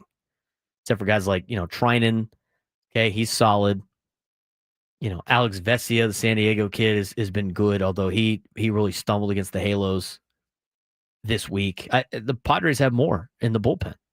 Go Aztecs is 100% right. Scientists love picking names out of hats. Absolutely agree. You know what? We had to do the bit for the lineup. Starting rotation, I think, is interesting, but with both starting rotations kind of beat up a little bit, it's kind of hard to deduce. Absolutely. There will be no Tommy Edman slander in the chat. He's a great guy. We can't. I mean, just because he's a Dodger and went to La Jolla Country Day doesn't mean he's not a great guy. He's a great guy. I will kibosh that right now. So, Braden, you got 2.5 minutes. To get everybody fired up again. One last time. Get the pom-poms on, bud. Padres, Dodgers. This is the series. We talked about it before. We played the sound from Andy Green. We played the growing pains of being a Padres fan against the Los Angeles Dodgers. We talked about the rivalry. And what Andy Green says in that particular post-game press conference, he basically told the future about how the Padres are coming. And they're going to be there ready to go. And it was a matter of winning games and then winning series and then winning seasons. He didn't mention winning divisions, but that to me is the next hurdle for the San Diego Padres. You want to win a division over the Los Angeles Dodgers for the first time since 2006. You have to take 2 out of 3 this weekend. Absolutely have to take 2 out of 3 over the weekend. Bury them. It's time to bury the Dodgers. They're beat up with the injuries. Their bullpen is gassed from last year's World Series.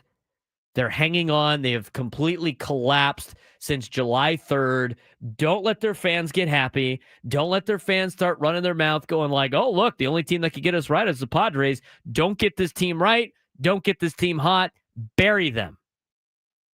You could put them 6 feet under by sweeping them this weekend.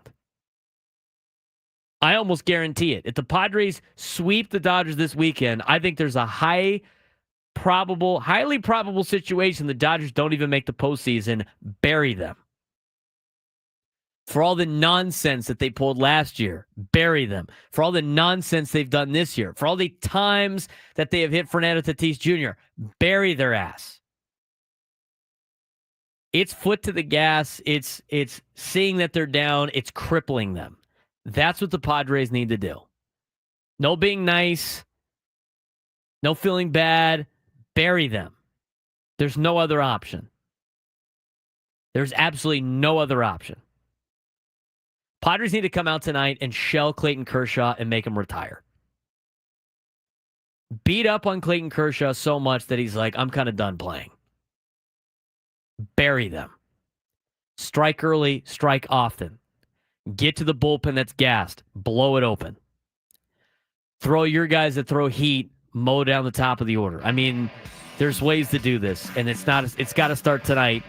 We still don't know who's starting on the mound for the Padres, but hopefully they bring their A game. The Angels have given them a great window of opportunity. It is time to take it. Padres and Padres fans. That's it for us today. Quinn and Chris live from Islands in Carmel Mountain coming up next. Hopefully we'll talk to you guys after a happy weekend series against the Dodgers coming up on Monday. See you then.